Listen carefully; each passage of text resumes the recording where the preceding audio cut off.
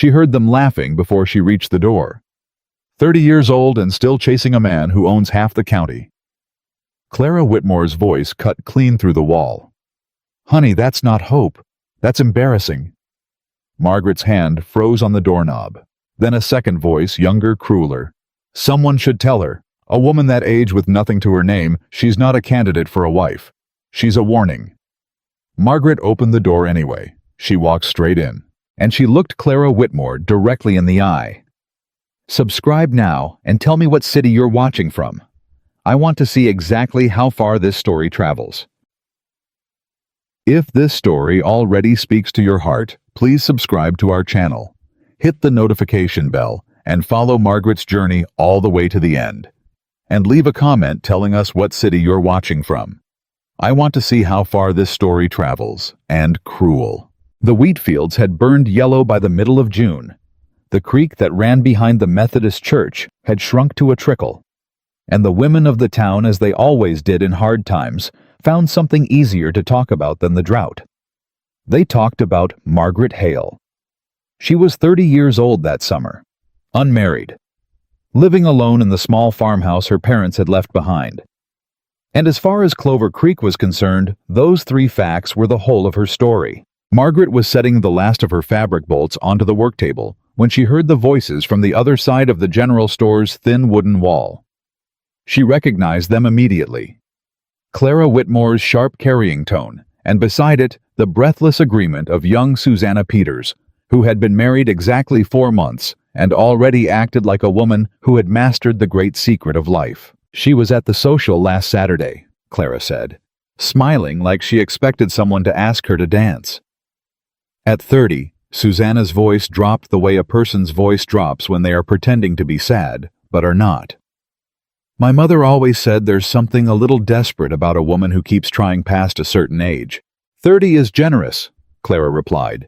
My Henry said the same thing 2 years ago, when she was still coming around. He said, Clara, a man's not going to choose a woman who's already halfway to an old maid. His words, not mine. A pause.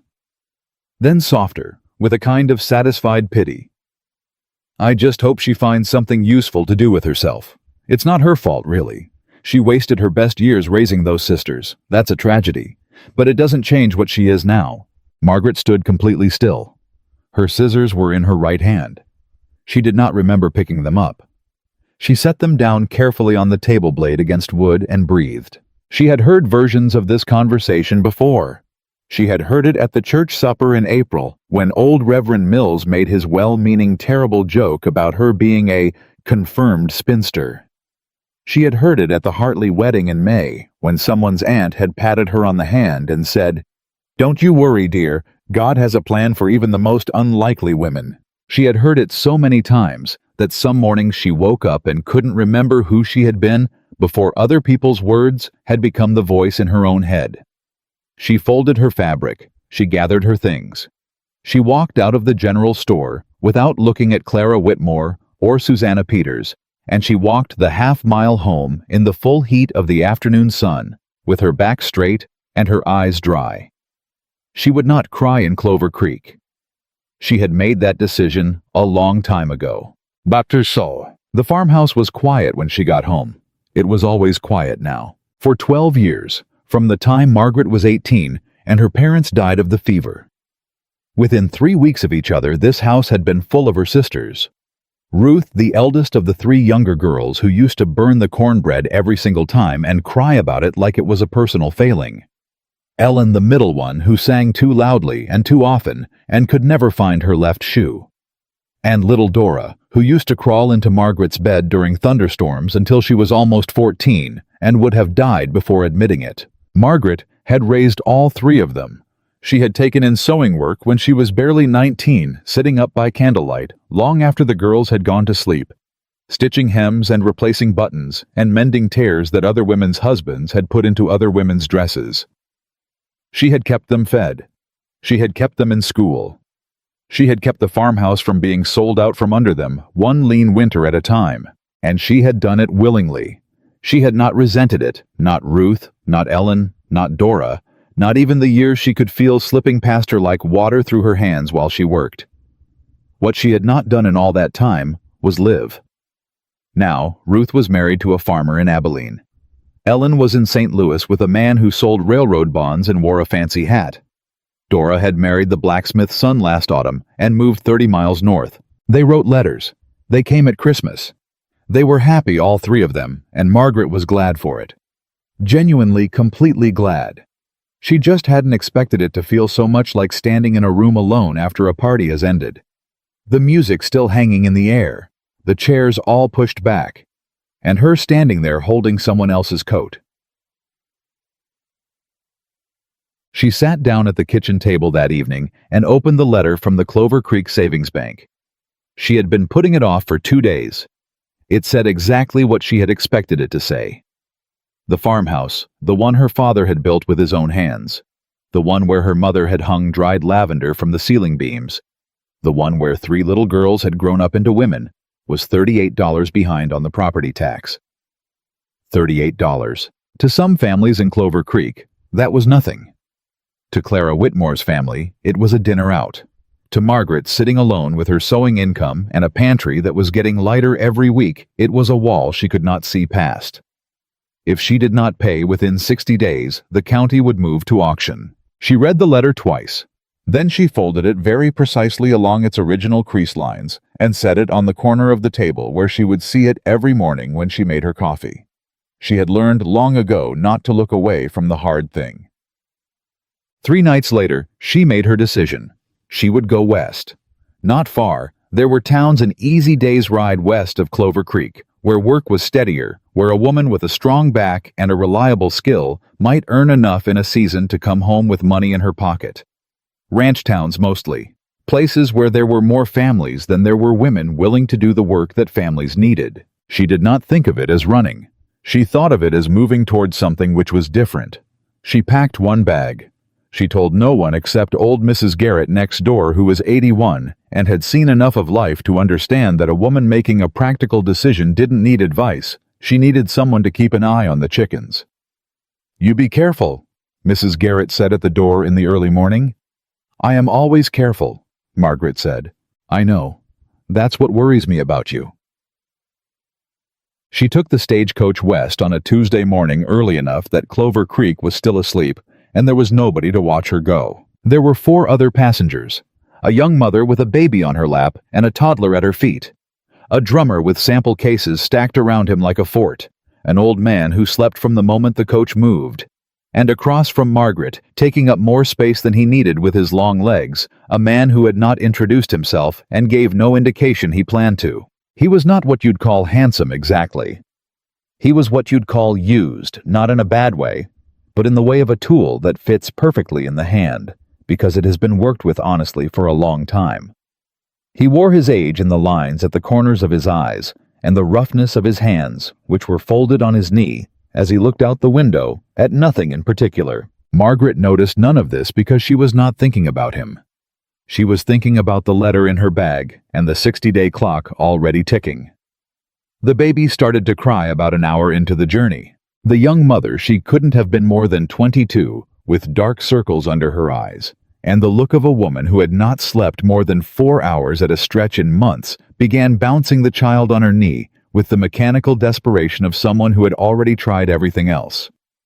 The drummer shifted in his seat with poorly concealed annoyance. The old man kept sleeping.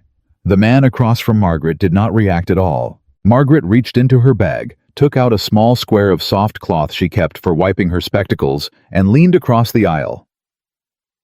"May I?" she said to the young mother.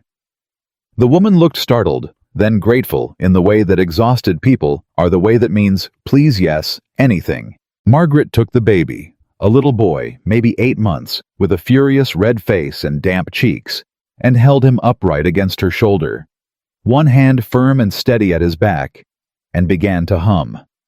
Very low. Something without a name. Just a rhythm, steady as a rocking chair. The baby hiccuped twice, screamed once as if for principle, and then, in the way that babies surrender when they find warmth and steadiness they weren't expecting, went quiet. The young mother let out a long breath and her shoulders dropped 2 inches. "Thank you," she whispered. I'm so sorry it's been a long... Don't apologize, Margaret said. He's tired. So are you. She looked up then and found the man across from her watching, not the way men sometimes watched, not with assessment or dismissal or the particular brand of pity she had become accustomed to. He was watching her hands, the way she held the child. And his expression was, she didn't have a word for it exactly, attentive, like a man taking notes on something that had surprised him. She looked back at the baby. They stopped at a way station at midday to change horses and let the passengers stretch. The young mother, her name was Caroline, ate her food in about 45 seconds, and then took her toddler behind the building, which left Margaret standing near the water trough with a plate of dried beef and cornbread she had no real appetite for. "You're good with children." She turned. The man from the coach was standing a few feet away, holding a tin cup of water, not looking at her. His voice was low and even, the voice of a man who had chosen his words carefully for so long that now they simply came out that way. "I raised 3, Margaret said. He looked at her then. "Brothers or sisters?" "Sisters. I was the eldest." He nodded as if this explained something. "And they're married, all 3. She said it simply without the hesitation she usually felt around that particular fact. "I'm the only one left at home." "I see," he said. Most people at this point put on the expression, the one that combined pity with a kind of mild bewilderment, as if a woman who had spent her best years on other people was a minor tragedy to be acknowledged and then moved away from. He did not put on the expression. He just stood there looking at the horizon the way he'd looked at it all morning, and after a moment he said, "Where are you headed?" "Millhaven. I heard there's work there." "What kind of work?" "Sewing mainly. Mending. Whatever needs doing." He was quiet again. "Then, there's a ranch about 4 miles south of Millhaven, Dawson Ranch. They've been short-staffed since spring." He paused. "I don't know if that's the kind of work you're looking for." "I'm looking for honest pay for honest work," Margaret said. "I don't have a strong opinion about what it looks like." He glanced at her.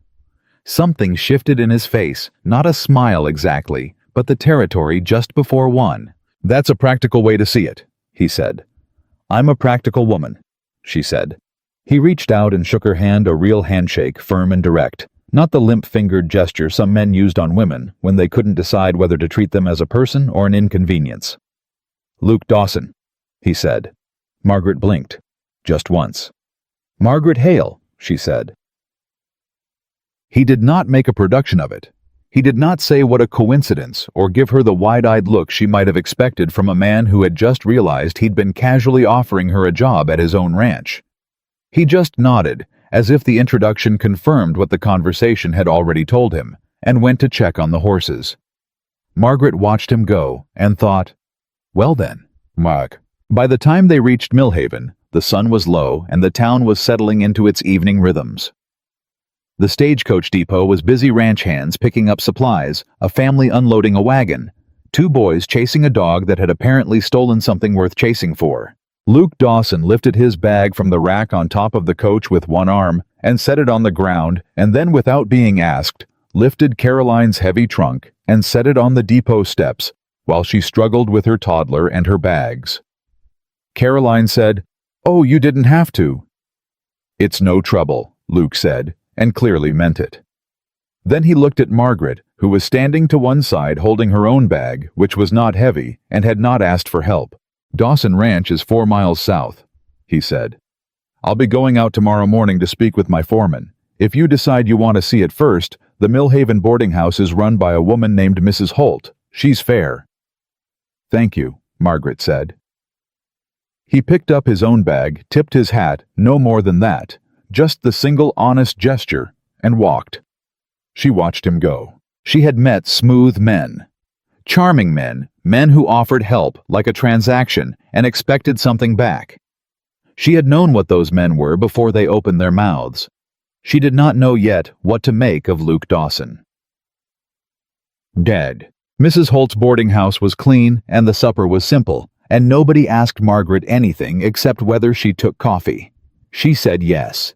She sat at the end of the long table with 5 other boarders she didn't know ate her food, and listened to the conversations happening around her, the way she'd been doing her whole life, not eavesdropping exactly, but aware, alert, filing things away. 2 ranch hands talking about the price of cattle feed, a traveling teacher complaining about the roads, an older woman heavy-set and cheerful who laughed at everything and seemed to take it as a personal challenge. And from the far end of the table, Dawson Ranch has had 3 housekeepers quit in the last 8 months. Can you blame them? The man barely speaks. Margaret didn't look up from her plate. I heard he's been trying to hire someone since May, the other ranch hand said. Nobody wants to stay out there. It's 20 people and a lot of cattle and a ranch house that's been running without a woman's hand for 2 years. His mother died, the first man said more quietly. She was the one who kept it together. Nice woman by all accounts. The ranch went sideways after. He's a decent enough man, the second man said. Just quiet, doesn't explain himself, doesn't warm up fast. Margaret lifted her coffee cup. Doesn't warm up fast. She thought about the handshake, the even voice, the way he'd looked at her hands when she'd been holding the baby like someone recognizing something they'd been trying to describe for a long time. She thought about $38 in 60 days. She put down the coffee cup and made another decision. She was at the ranch gate by 8 o'clock the next morning. Dawson Ranch was exactly what the name suggested, and nothing more. A working ranch built for function spread across more land than she could see from where she stood. The main house was solid and plain. The outbuildings were well constructed if in need of paint. There were cattle in the near pasture horses in a paddock by the barn, and ranch hands moving with the purposeful, half-distracted energy of people who have too much to do. Nobody came to the gate. Margaret opened it herself. She walked up to the main house, knocked on the door, and waited. A man appeared who was not Luke Dawson, broader, older, with a sunburned forehead, and an expression suggesting he had been interrupted doing something he considered more important than answering doors. "Help you," he said. "I'm looking for Mr. Dawson," Margaret said. "I'm here about the work." The man, the foreman, she guessed, looked at her the way men looked at women who showed up uninvited to places where they weren't expected. It was not a hostile look exactly. It was the look of a man recalibrating. "Ma'am, the work here is sewing, mending, basic household management, supply records, cooking if needed, and whatever else the ranch requires." She said it evenly, like a list she'd recited before.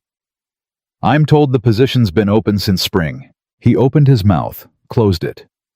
"Wait here," he said.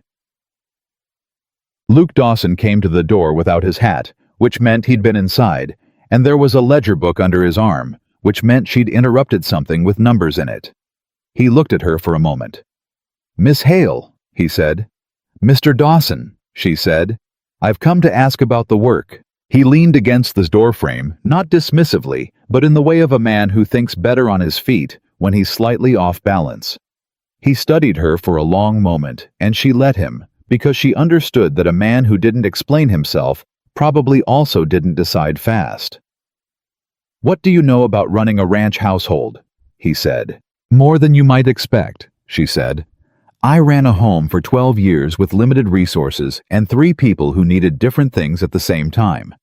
I can manage supply records. I can train people to do things they don't know how to do yet. I can mend almost anything that isn't structural, and I can manage a kitchen that feeds more than 5.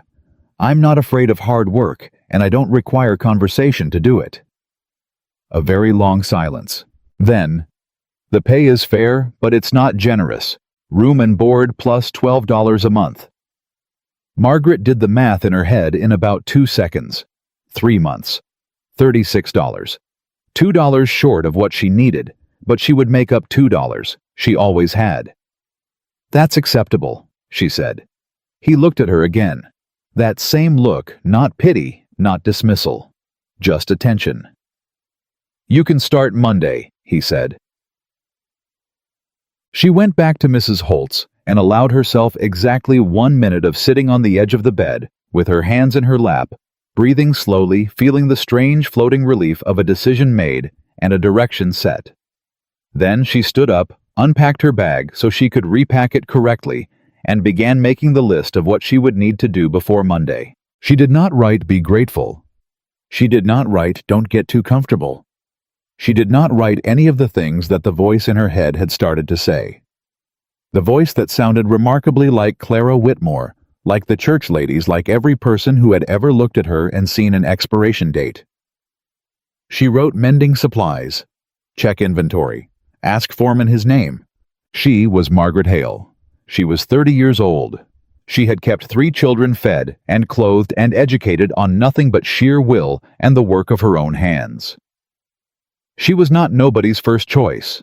She told herself firmly, exactly where she needed to be. She was wrong about that. She was not yet where she needed to be. But she was, for the first time in longer than she could remember, moving.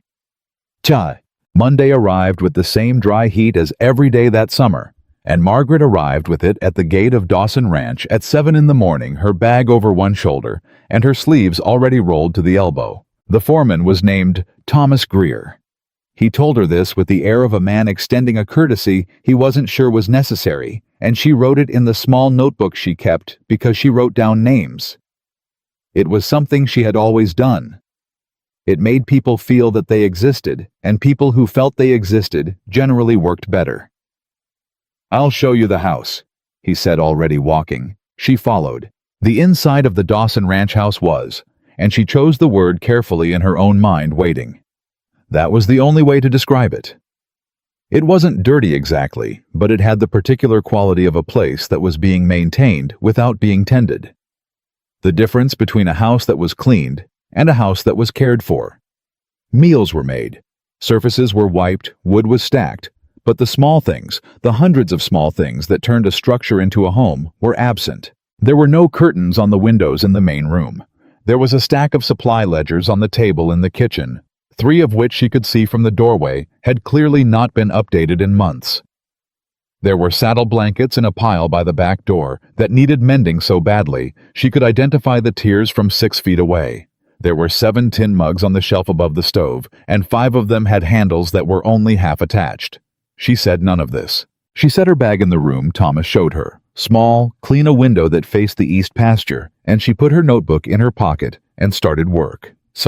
By noon, she had reorganized the supply ledgers and found 3 ordering errors that had been costing the ranch money for at least 4 months.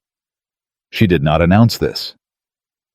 She left the corrected ledger on the kitchen table with a short note explaining what she had found and what she had fixed, and went to start on the saddle blankets. Thomas found her in the back room at 1 o'clock, sitting cross-legged on the floor with a pile of blankets and her mending kit, and she could tell from his expression that he had expected her to be somewhere more comfortable. "You don't have to do those," he said. "They need doing," she said. "They're just ranch blankets. They're the blankets the horses use. Cold horses work worse than warm ones." She looked up. "I also found some errors in the supply orders from the last 4 months. I left a note on the ledger." He stared at her. She went back to the blanket. He left. She could hear him talking to someone in the next room, his voice low and uncertain, in the way of a man who has just encountered something he didn't expect and hasn't decided how to feel about it. Luke Dawson came to find her at 3 o'clock. She heard him coming. His footsteps were even and deliberate, the walk of a man who moved through his own place with the ease of long familiarity. He stopped at the doorway of the back room and looked at her, at the pile of mended blankets neatly stacked beside her, at the pile still to be done, at the tin of thread and the worn scissors and the thimble on her right middle finger. "Thomas said you fixed the ledgers," he said. "4 months of supply errors," she said, not looking up. "The salt order's been doubling since March. Someone marked the wrong column. You've been paying twice for half the supplies." Silence. "How did you?" "I kept records for my house for 12 years, she said. "The patterns look the same whether you're buying flour for 4 people or grain for 100 head. She paused. "I also noticed the boys' bunkhouse has a window that doesn't close all the way. That'll matter more in October than it does now. Might want to add it to the repair list. She heard him exhale. Not in frustration, not in dismissal. In the way of a man who has just set down something heavy he's been carrying for a long time. "The note you left," he said, "on the ledger." "Yes, you wrote we've been paying double for salt, not you've been paying." She considered this. "I suppose I did," she said. She finally looked up. He was watching her again with that same quality of attention she'd noticed on the stagecoach, like a man listening for something under the words. "Is that a problem?" she asked. "No," he said slowly. "It's not." That evening after supper, which she had made with the two ranch hands, who usually took turns cooking, and which was substantially better than what they'd been producing. Though she said nothing about this.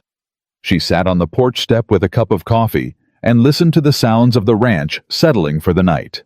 The cattle shifting, the horses quiet in the paddock. Somewhere, one of the hands playing a mouth harp badly but with enthusiasm. She thought about Clover Creek.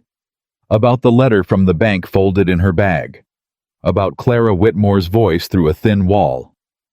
There's something a little desperate about a woman who keeps trying past a certain age. She looked out at the dark pasture, and she thought, I am not trying. I am working. Those are different things. She had always known they were different things. The first week passed, then the second. She got the handles on the tin mugs fixed by asking one of the ranch hands, a young man named Charlie 16 and eager, who turned out to be handy with a torch if he wanted to learn something useful. He mended all 7 in an afternoon while she talked him through it and pretended not to notice that he was beaming with pride. She found a box of books in the storage room at the back of the main house. Children's books, mostly a primer to readers, a battered copy of Pilgrim's Progress. She asked Thomas whose they were. The old Mr. and Mrs. Dawson's, he said. From when the Dawson children were young. He paused.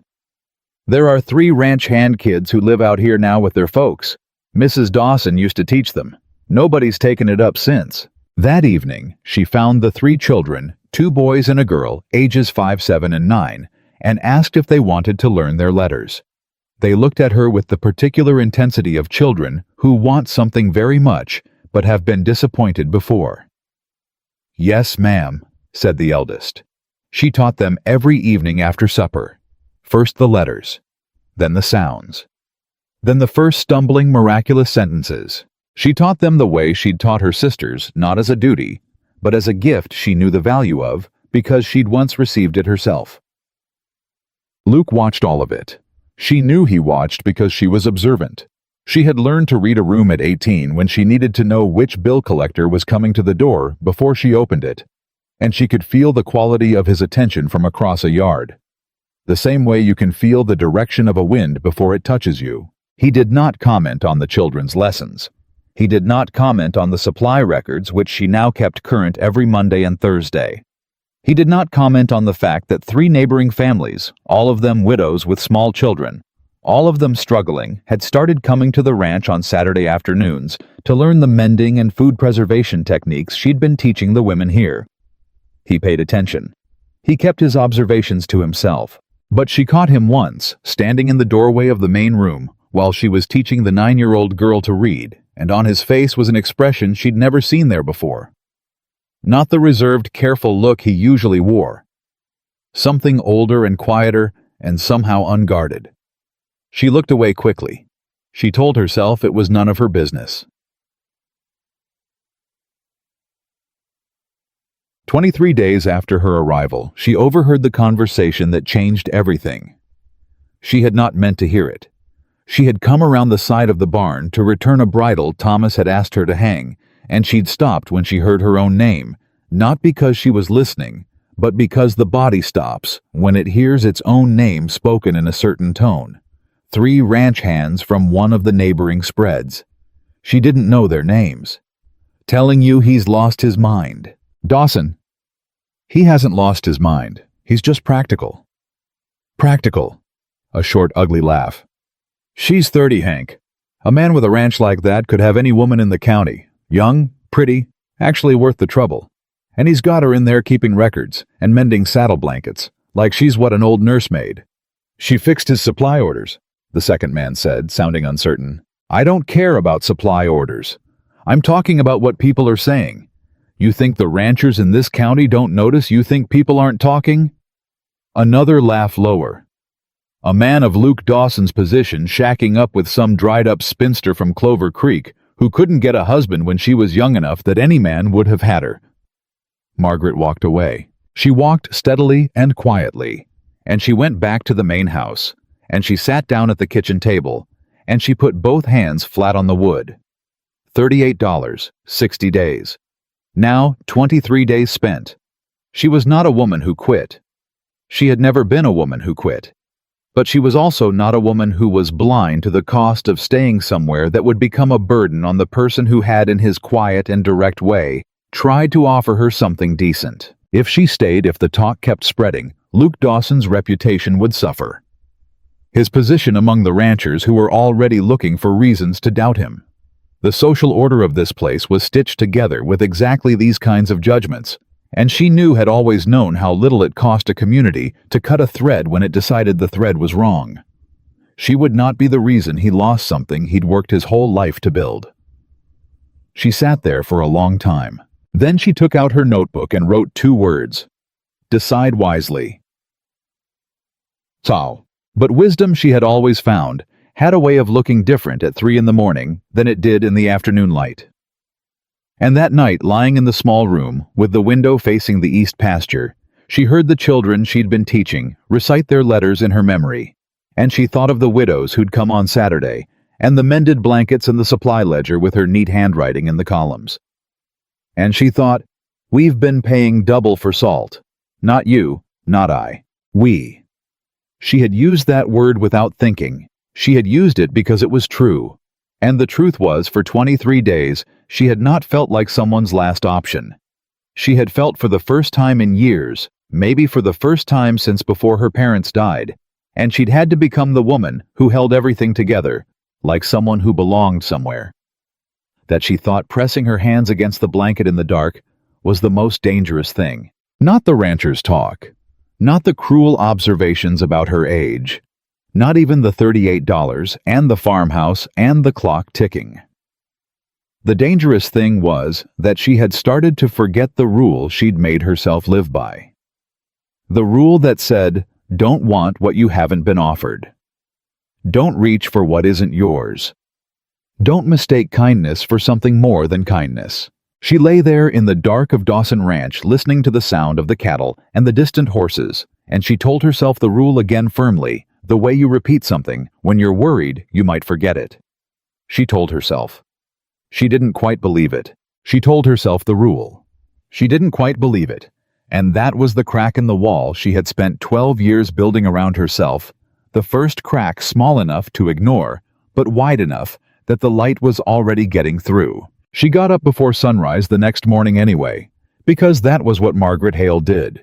She got up and she worked because work had never let her down the way people had, and because there was still a ranch full of things that needed doing, and a ledger that needed updating, and 3 children who were waiting to learn the difference between a capital letter and a lowercase one.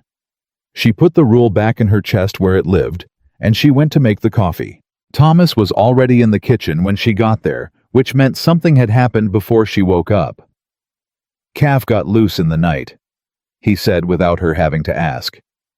2 of the boys are out looking. Is the fence down? Post came out of the ground. Dry seasons made the soil soft. How long has that section of fence been there? He looked at her like she had asked something strange. Since before I came on, 8-9 years maybe.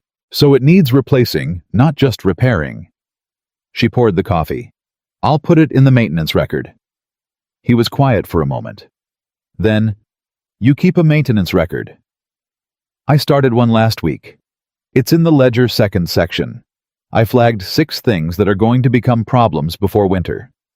She set his cup in front of him. The bunkhouse window is the most urgent. Thomas looked at his coffee. He was not a man who showed surprise. Easily she had noticed this about him, that he processed things internally and showed the results of his thinking rather than the process itself. but something was shifting behind his eyes. "Mr. Dawson know about this," he said. "I left notes on everything. I don't know what he's read." Another silence. Then Thomas did something she had not expected. He looked up at her directly, which was not his habit, and said, "The last woman we had here, the one before you, she lasted 11 days. Said the work was too hard and the men were too difficult." "The work isn't too hard," Margaret said. "No," he said, "it isn't." He picked up his coffee. "It just requires someone willing to actually do it." She almost said thank you. She stopped herself because she'd learned that with men like Thomas, gratitude came across as surprise, and she didn't want him to think she'd been surprised. She nodded once and went to start the breakfast. The calf came back on its own by mid-morning, which made the two hands who'd spent 2 hours looking for it considerably less cheerful than the situation perhaps warranted. Margaret watched them come through the yard from the kitchen doorway, dusty tired, the particular grumpiness of men who had worked hard to accomplish something nature had rendered unnecessary, and made a fresh pot of coffee and a stack of cornbread without comment. She heard one of them. His name was Pete, and he was the one who played the mouth harp badly in the evenings mutter something about how it figured that the calf came back on its own when it was already too hot to be useful. She brought the coffee and the bread to the back porch without a word. Pete stopped muttering. "You didn't have to do that," he said.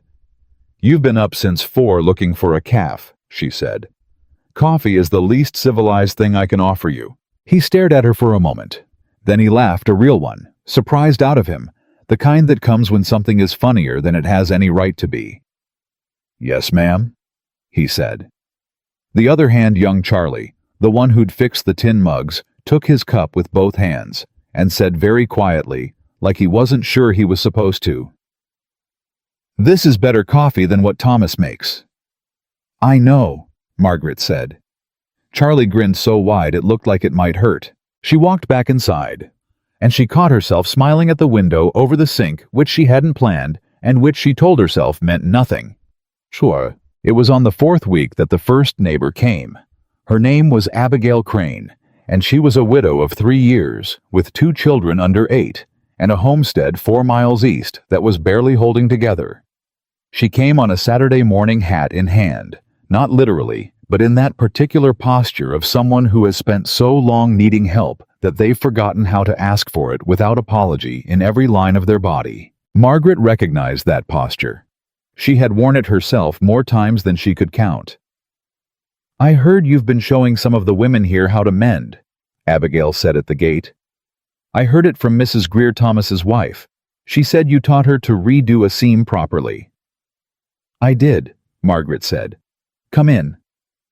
Abigail blinked, as if she had expected to be told to come back at a better time, as if she had prepared herself for a soft refusal dressed up as a welcome. "I don't want to impose," Abigail said. "You're not imposing," Margaret said. "I was going to work on mending this afternoon whether or not anyone was here. Having someone to teach makes the time go faster. What do you need to be able to do?" Abigail opened her mouth, closed it, opened it again. "My boy needs his winter coat let out. He grew 6 inches in a year. I can't afford a new one, and I don't know how to the seams." "Bring the coat," Margaret said. "Come Saturday." Abigail came that Saturday, and the Saturday after, and the one after that. She brought a neighbor the 2nd Saturday, a woman named Ruth Maddox, no relation to Margaret's sister who had children, and a worn set of curtains she needed to cut down for a smaller window.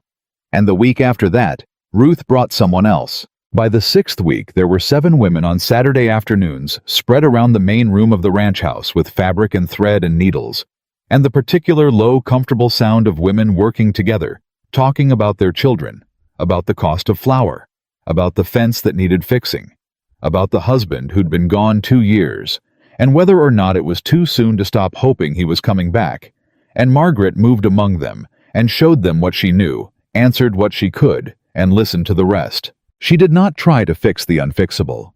She had learned over 12 years of raising her sisters that some things did not need fixing.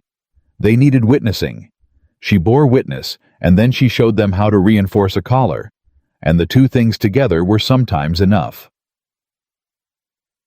Luke Dawson came home from a 3-day trip to look at breeding stock in the next county and walked into a main house that had 7 women in it. He stopped in the doorway. He looked at the room, the fabric, the women, the children playing quietly in the corner. The cups of tea Margaret had made with the expression of a man who has stepped into a place he almost recognizes. Margaret looked up from the collar she was showing Abigail how to turn. "They come on Saturdays," she said. "I should have asked first. If it's a problem." "It's not a problem," he said. His voice was even. But he was still looking at the room with that almost recognition, and she understood suddenly that he was not seeing 7 women with mending. He was seeing his mother. She looked back at the collar. She said nothing because she understood that some things that needed witnessing also needed to be left alone. He walked through this room, nodded at the women who looked up, and went to find Thomas. Abigail leaned over and said very quietly, "He looked like he was about to say something." "He'll say it when he's ready," Margaret said. "Pull the fabric tight here like this. See how the seam lies flat now." Chumbo. He came to find her after the women had gone home, when the main room was quiet and she was straightening the chairs and collecting the scraps of fabric for the bin. "My mother used to do that," he said from the doorway. She didn't look up. "I know," she said. "Thomas told me." A pause. "He told you about her." "He told me she was the one who kept the ranch together. He didn't say it like it was a small thing." She picked up a spool of thread from under a chair. "I also saw the books she kept. They're in the storage room. She had a system for everything." "She did?" he said. He was quiet for a moment. Then, "She died 2 years ago February. A fever. It went fast." "I'm sorry," Margaret said. And she meant it the real kind of sorry, not the performative kind, the kind that doesn't demand anything from the person receiving it. After she was gone, he said, the ranch kept running, because it had to, but it didn't. He stopped, started again. It didn't feel the same, like another stop. She waited. Like the warmth went out of it, he said finally. Like someone who has been trying to find the exact right word for 2 years and just did. She set the spool down on the table and looked at him directly. "It's starting to come back," she said. Simply, not as a compliment, as a fact. He looked at her for a long moment. "I know," he said. The trouble started on a Wednesday. She heard it first from Charlie, who came to find her in the storage room where she was organizing the supply inventory with the particular expression of a young man who has information he doesn't want to deliver. "There's some men talking in town," he said, "at Holland's feed store." She kept counting the salt sacks. "Men always talk at feed stores." "About you," he said, "and Mr. Dawson." She set down her pencil. She turned and looked at Charlie directly, because he deserved the dignity of being looked at when he was trying to do her a kindness. "What are they saying?" she said. "That you're—" He shifted his weight.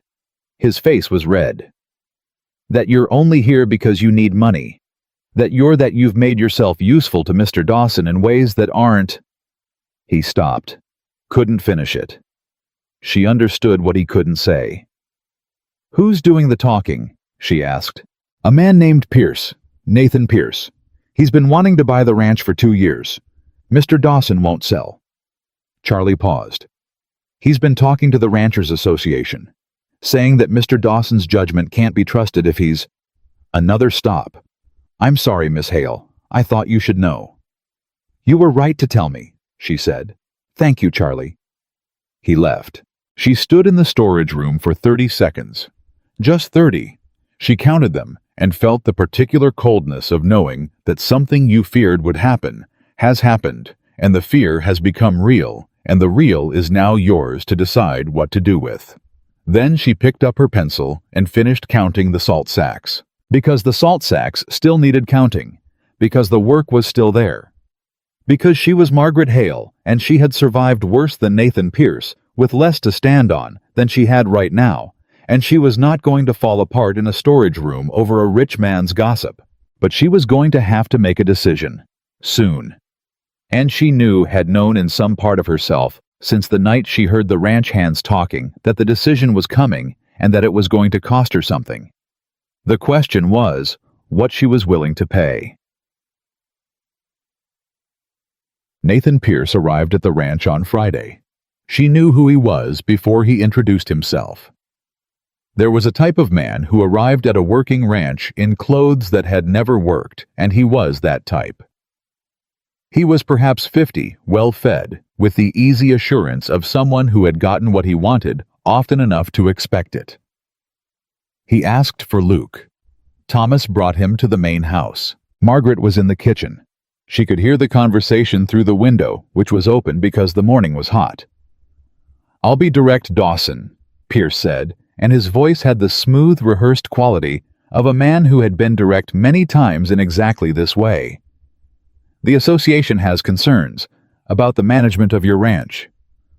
"The ranch is profitable," Luke said. His voice was flat, unimpressed. "The books are clean." "The books may well be clean." A pause that meant something. "But the talk is not." Another pause. "Dawson, I'm trying to help you. The woman you've brought on here, I don't know what you're thinking, but I promise you the other ranchers aren't going to." "What I do on my ranch," Luke said, "is my business. It becomes the association's business when it affects your reputation. When it affects—" "Miss Hale," Luke said, and his voice had a quality she hadn't heard before, not loud, not angry, but with a kind of weight to it like stone. "Has fixed our supply records organized. The household started an education program for the Hands children and brought in more goodwill from the neighboring families in 6 weeks than we've had in 2 years. If the association has something to say about that, I'd like to hear what exactly they find objectionable." Silence. "It's not the work," Pierce said carefully. "It's the what?" A longer silence. "She's not a young woman," Pierce said finally. And the way he said it made it sound like a legal argument, like a flaw in a contract, like a fact with implications. "A man in your position, my position," Luke said, "does not require your approval." Margaret heard a chair scrape. Footsteps. "I'm going to be honest with you, Dawson." Pierce said, his voice lower now, with an edge in it that was something other than concern. "If you're serious about keeping this ranch, you need to think about what you're doing. Because the story going around right now," "The story going around," Luke said, "is yours. And I know why you're telling it." Silence. "You want to buy this land," Luke said. "You've wanted it for 2 years, and you've spent those 2 years looking for a reason to make me look like I can't manage it." His voice was still flat, still even. But Margaret could hear the edge now, not the hot edge of anger, but the cold edge of a man who has seen through something and named it. "I'm not going to sell. Not last month, not today, not after you spend the next month spreading whatever story helps your cause." Pierce said nothing for a long moment. Then, "I hope you don't regret this." "I don't expect to," Luke said. She heard Pierce leave. She heard the door close. She stood in the kitchen with her hands on the work table and breathed. Then she heard Luke's footsteps coming toward the kitchen, and she picked up the mixing bowl she had set down and began working the dough like she had never stopped. He came to the doorway. "You heard that," he said. "The window's open," she said. He crossed the kitchen in 4 steps, reached past her without comment, and closed the window. Then he stood there a foot away from her, and she kept working the dough because she needed something to do with her hands. "I should leave," she said, "before this gets worse." "No," he said. "Immediate. No hesitation." She stopped. She looked at him. "If I stay, he'll keep talking. It'll hurt the ranch's standing." "The ranch's standing," Luke said, "was fine until he decided to make it his weapon.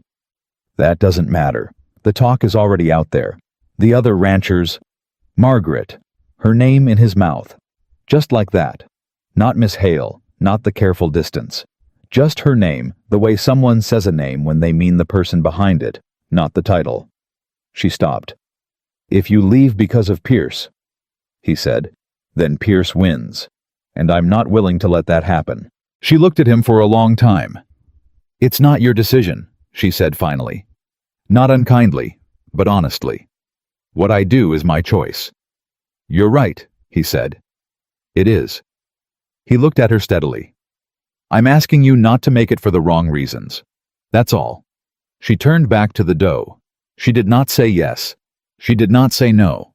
But she did not pack her bag.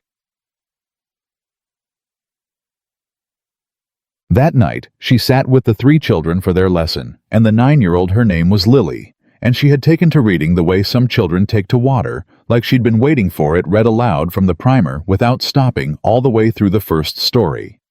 And at the end, she looked up with a face that was incandescent with her own accomplishment and said, I read the whole thing. You read the whole thing, Margaret said. Lily looked at her like she was waiting for more. Like she needed the thing to be said again to be real. You read the whole thing, Margaret said again. By yourself. Nobody helped you. Lily pressed her lips together. Her eyes were bright. She nodded once very seriously, like a person receiving a medal who wants to be worthy of it. Margaret looked at her and felt something open in her chest that she did not immediately have a word for. She thought, this is why I stay. Not for Luke Dawson, not for the $38, not to prove Nathan Pierce wrong. This child who couldn't read a month ago and just read an entire story out loud. This.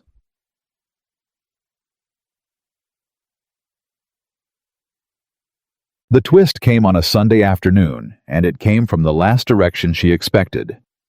She was at the side of the barn, helping Abigail repair a torn section of her coat Abigail had ridden over with both children, which she sometimes did now. And the children were in the yard, with Charlie learning to whistle, which none of them were good at, when she heard a wagon coming up the main road. She knew the wagon. She knew it before she saw it clearly, because there was only one wagon in Clover Creek with a broken spoke on the left rear wheel that had been repaired imperfectly and made that particular uneven sound. It was Ruth Whitmore's wagon, Clara's sister. And the woman sitting next to Ruth in the wagon seat was someone Margaret had not seen in 3 months. Someone whose presence here made no sense at all. Someone whose arrival turned Margaret's stomach to cold water. It was Ellen, her sister. Ellen from St. Louis, with the man who sold railroad bonds and wore a fancy hat. Ellen was not wearing her usual dress. She was wearing a traveling dress that had been cleaned but was wrinkled in the way of someone who had been wearing it too long. Her face was pale, and she was holding something in her hands, a piece of paper folded with the grip of a woman who is afraid of what she's carrying but can't put it down. Margaret walked to the wagon. Ellen, she said. Margaret, Ellen said. And the way she said her name was the same way Luke had said it in the kitchen, not a title, not a polite address. A reaching out. A help me. Come down from the wagon, Margaret said. Tain't. They sat inside, away from everyone, and Ellen told her. The bonds her husband sold, some of them, were fraudulent. He hadn't known at first, he said. Or maybe he had and looked away. The company had collapsed 4 months ago. He had been trying to fix it, but now there were lawyers and creditors, and the house in St. Louis was going to be taken, and they had nothing. They had nothing. He sent me away, Ellen said. Her voice was very quiet. He said it would be better if I wasn't there when the lawyers came, that he would send for me when things were settled. She stopped. Margaret, I don't think he's going to send for me. Margaret looked at her sister's hands, the hands that had once lost every left shoe she owned, that had held the primer open while Margaret taught her to read, that had waved from a train platform, heading toward a life that was supposed to be better than the one they'd grown up in. She covered those hands with her own. You'll stay, she said. I can't. You're not even at home. You'll stay, Margaret said again. Here first, and then we'll figure out the rest, one thing at a time. Ellen looked at her with the face of someone who has been carrying a terrible weight for so long that the offer of help feels dangerous, like it might be taken back. I didn't know where else to go, she whispered. You came exactly where you should have, Margaret said, grit.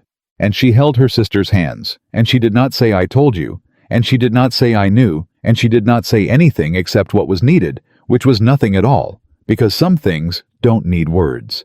They need the kind of steady, unhurried presence that says, "I'm here. I'm not leaving. You're safe." Margaret Hale had been providing that presence her whole life. She was very, very good at it. She told Luke that evening. Not everything. It wasn't her secret to spend entirely, but enough. "My sister needs a place to stay. She's come a long way, and she has nothing. I know this is your house, and she can stay," he said before she finished the sentence. Margaret looked at him. "As long as she needs," he said. "There's a room at the back that isn't being used." She stood there. She was not a woman who was easily undone. She had learned very early that being undone was a luxury, and luxuries had to be earned, and she had not yet earned enough.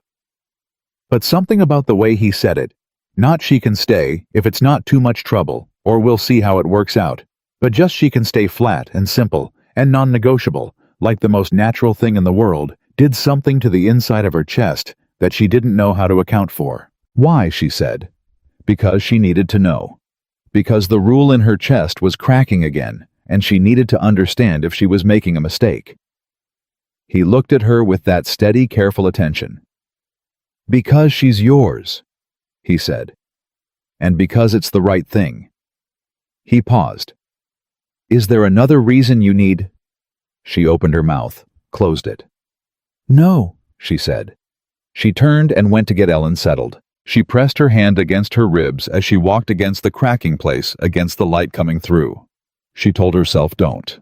She told herself be careful. She told herself all the rules she had made and lived by and rebuilt after every time they'd been knocked down. Then she walked into the room where her sister was sitting on the edge of a bed in a stranger's ranch house, looking like a woman who has finally stopped running, and Margaret sat down beside her and said, "You're going to be all right." "Are you?" Ellen asked, and looked at her with those eyes, the eyes of a sister who has known you your whole life and sees more than you want them to. Margaret looked at the wall. "I'm always all right," she said. Ellen didn't say anything, but she leaned her head on Margaret's shoulder the way she used to in thunderstorms, and Margaret put her arm around her, and they sat there in the quiet of the room while outside the ranch settled into evening. Margaret stared at the wall. She thought, in very serious trouble. Not the Nathan Pierce kind, not the $38 kind, the kind that lives in the chest, the kind that starts with a word like "we" and ends with something you cannot take back. She sat very still and let the evening come and did not look at the door. She sat very still and did not look at the door, but the door found her anyway, the way things you're trying not to think about always do quietly, without warning at the exact moment you've convinced yourself you have it under control. It started the next morning. Ellen woke up with this particular brightness of a woman who has slept well for the first time in months, and decided with the energy of someone newly unburdened that she was going to be useful. She appeared in the kitchen at 6:15, rolled her sleeves to the elbow without being asked, and said, "Tell me what needs doing." Margaret looked at her. "You don't have to." "I know I don't have to," Ellen said with the cheerful stubbornness that had always been her particular gift. "Tell me what needs doing." So Margaret told her, and Ellen did it. Not perfectly. She burned the first batch of biscuits the same way she had always burned cornbread, with the same wounded expression afterward, like the oven had done it to her personally, but with a willingness that was genuine and a humor about her own failures that made the hands who ate breakfast that morning laugh in spite of themselves. Charlie said quietly to Margaret while clearing the table, "She's funny." "She's always been funny," Margaret said. "She just usually burns something first." The second batch of biscuits was fine. By the end of the first week, Ellen had attached herself to the Saturday women's group with the enthusiasm of someone who had been in St. Louis drawing rooms for 3 years and was rediscovering the satisfaction of doing something with her hands.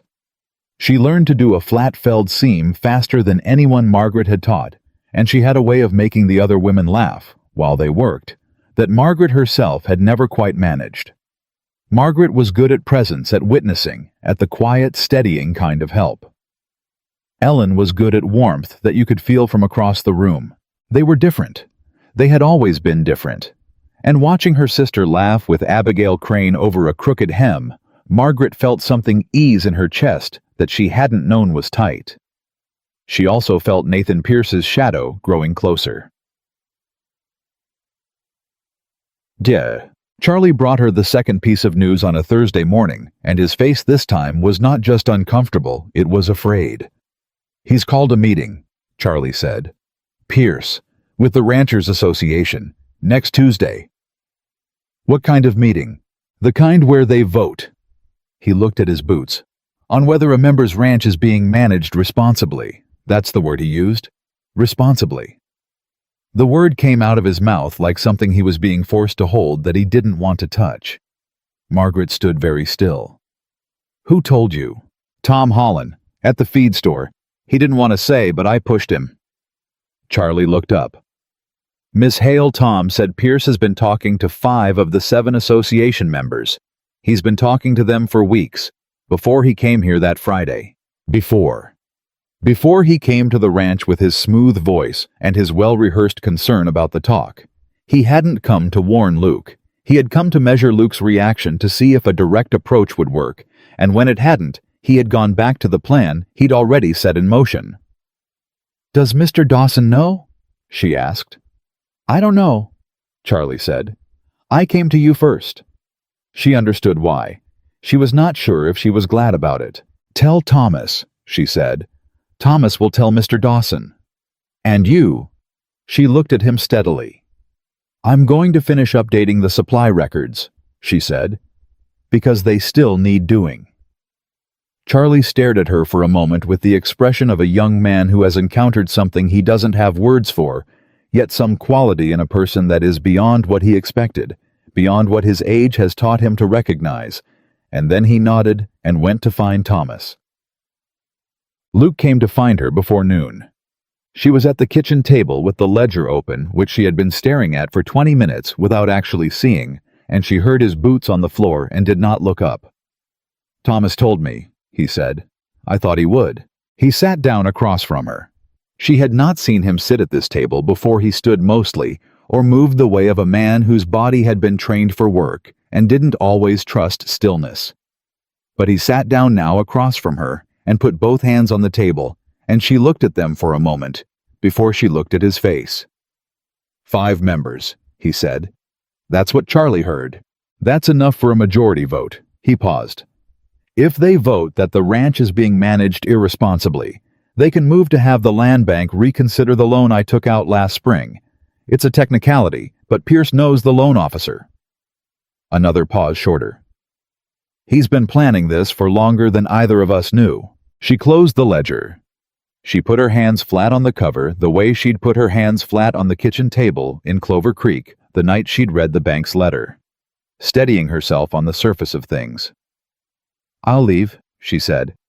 Before Tuesday. If I'm not here, he doesn't have his story. Margaret. Same tone as before, same weight, like a hand on her arm without touching her. It's the practical answer, she said. Her voice was even. She was very proud of how even it was. You said yourself 5 members. That's enough. And the reason he has 5 members is because of me, because of the talk about me. If I'm not here, if you leave, Luke said, I lose the ranch anyway. Just slower. His voice was quiet, certain, not angry. Pierce has been building this case for 2 years. He wants the land. If my best argument, the supply records the families we've helped the ranch's improvement over the last 2 months, if that argument walks out the door, I have nothing to put in front of the association except my word. And my word right now is the thing he spent 2 months working to discredit. She looked at him. You are the evidence, he said, not the problem. She opened her mouth, closed it. The women who come on Saturdays, he said. The children who can read. Tom Holland knows about the supply records. Tom Holland, who is also an association member, and who has been watching Dawson Ranch more carefully than Pierce realized. He leaned forward slightly. I've already asked Tom to speak at the meeting. He said yes. But Tom speaking about good record-keeping means nothing if the person who kept the records has disappeared. She looked at the closed ledger under her hands. You thought this through, she said. I've had about 4 hours to think it through, he said. I'm still thinking. He paused. But I know one thing clearly, and I've known it for longer than 4 hours. She waited. I'm not going to let Nathan Pierce decide who belongs on this ranch, he said. That's my decision, and I've already made it. The room was very quiet. She thought about the rule in her chest, the one that said don't mistake kindness for something more. She thought about it hard and deliberately, the way you press on a bruise to remind yourself it's there. All right, she said. He exhaled, just slightly, like a man who has been holding his breath without knowing it. All right, he said. The days before Tuesday moved fast and slow at the same time, the way they always do when something is coming that you can't stop and can only move through. Ellen knew something was happening. She didn't ask directly. She had always been the sister with the best instincts for when to ask and when to wait, but she found reasons to be near Margaret in the evenings, ways of being present that didn't require explanation. One night she sat beside Margaret while Margaret mended a shirt belonging to one of the hands, and she said without looking up from her own work, "He's a good man." Margaret did not ask who she meant. "He's decent," she said. "That's not what I said." Ellen glanced at her sideways. "I said he's a good man. There's a difference, Maggie." "You know there's a difference." Margaret was quiet. "The way he looked at you at dinner last night," Ellen said. "When you were explaining to Charlie about the fence post rotation, and you were using the salt shaker to show him where the fence line ran." "Ellen?" "I'm just saying what I saw." "Please don't," Margaret said. Her voice came out quieter than she intended. "Please, not right now." Ellen looked at her properly then. And something in her face changed, went soft in the way of a sister who has known you for 30 years and can see what you're carrying without being told. "You're afraid," Ellen said. "I'm practical," Margaret said. "You've been calling yourself practical for your whole life," Ellen said gently. "Whenever you meant you were afraid." She paused. "You did it when Papa died. You did it when Ruth got married and left. You did it when I went to St. Louis." She set down her sewing. "Being practical is how you survive, Maggie. I know that. You taught me that. But surviving isn't the same as—" "Don't," Margaret said. Her jaw was tight. Her hands were still on the shirt in her lap, needle and thread, perfectly quiet, betraying nothing. "Don't say it." Ellen said nothing. After a long time, Margaret said very quietly, "I don't know how to want something for myself. I don't know if I remember how." Ellen reached over and took her hand, said nothing, just held it. That was enough.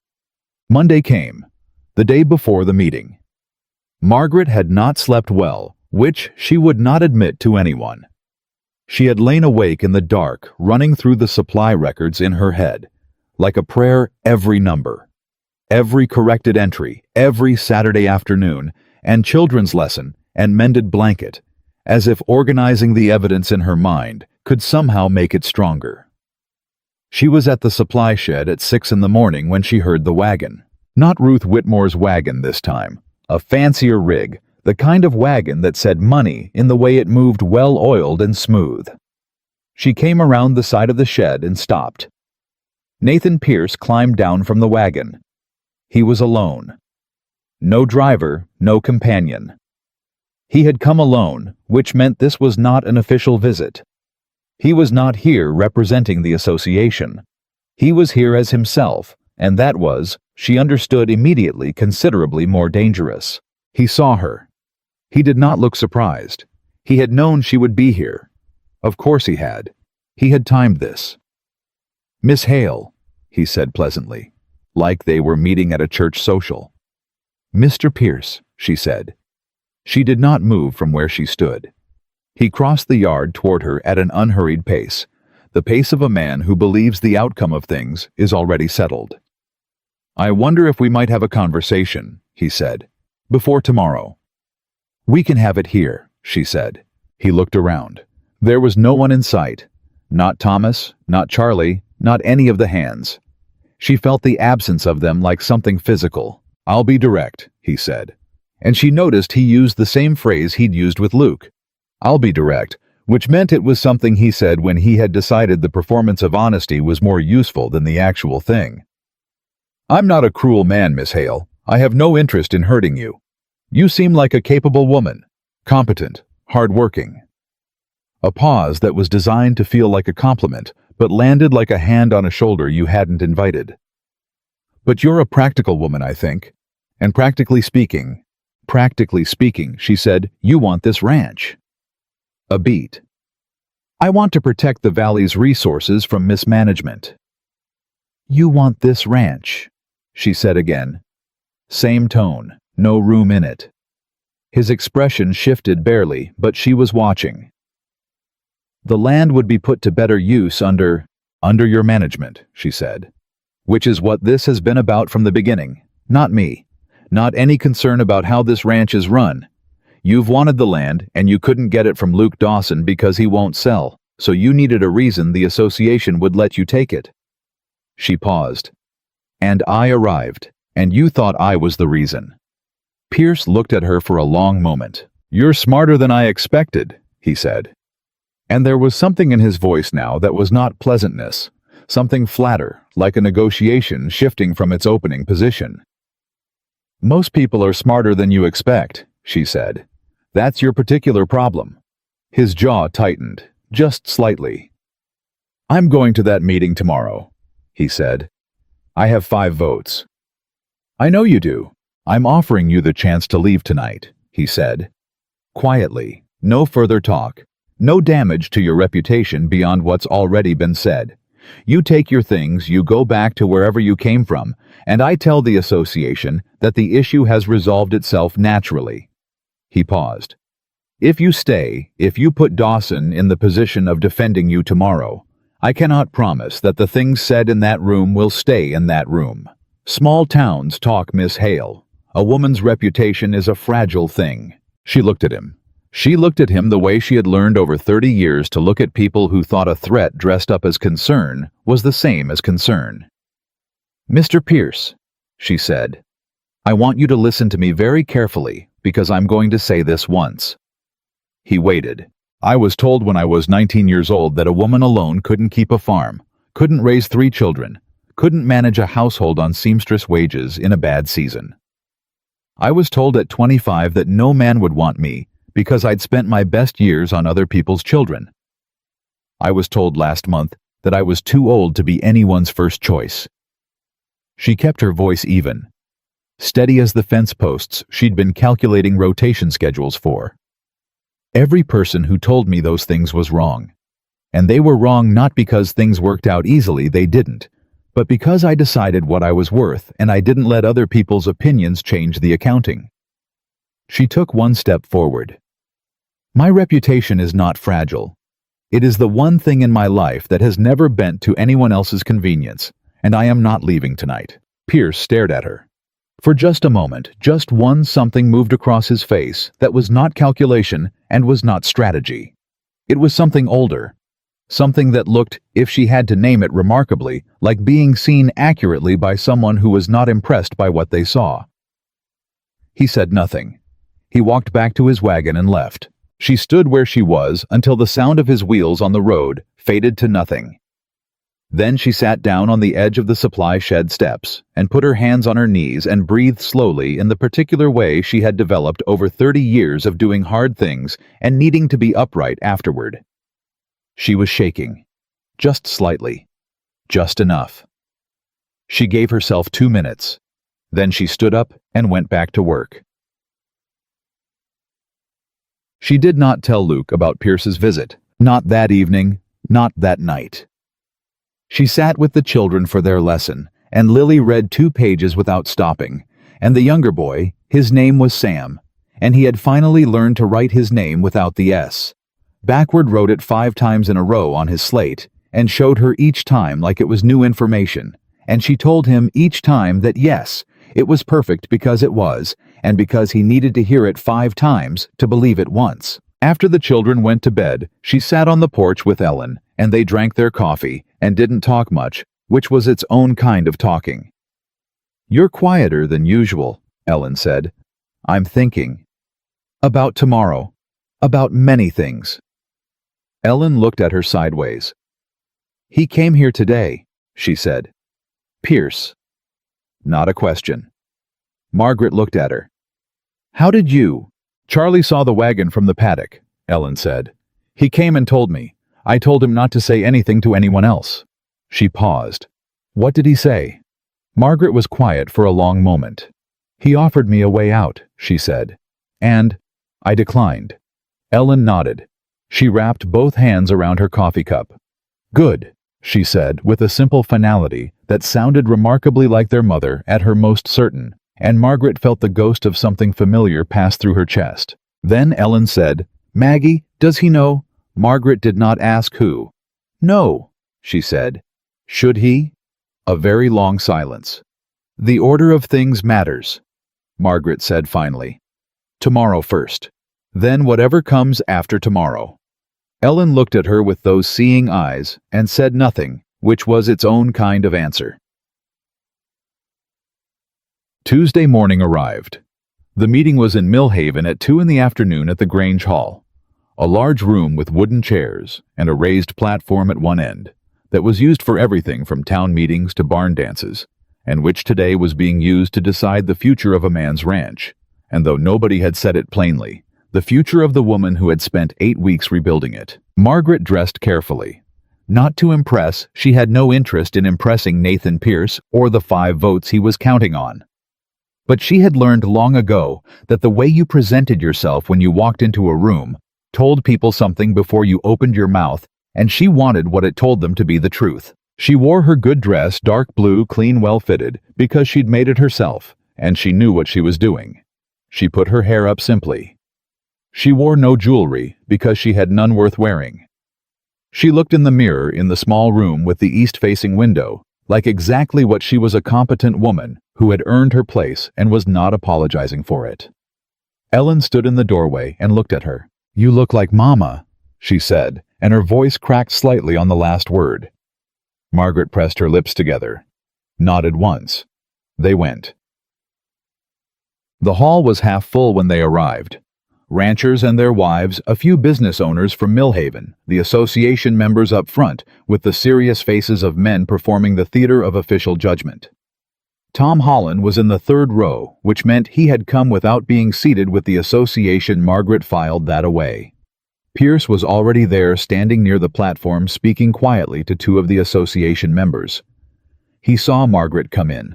His face showed nothing. Luke was near the back wall, standing the way he always stood, weight back, hands at his sides, the ease of a man who has learned that stillness is its own kind of confidence. He looked at her when she came in, and something shifted in his face, not relief exactly, but recognition. You're here.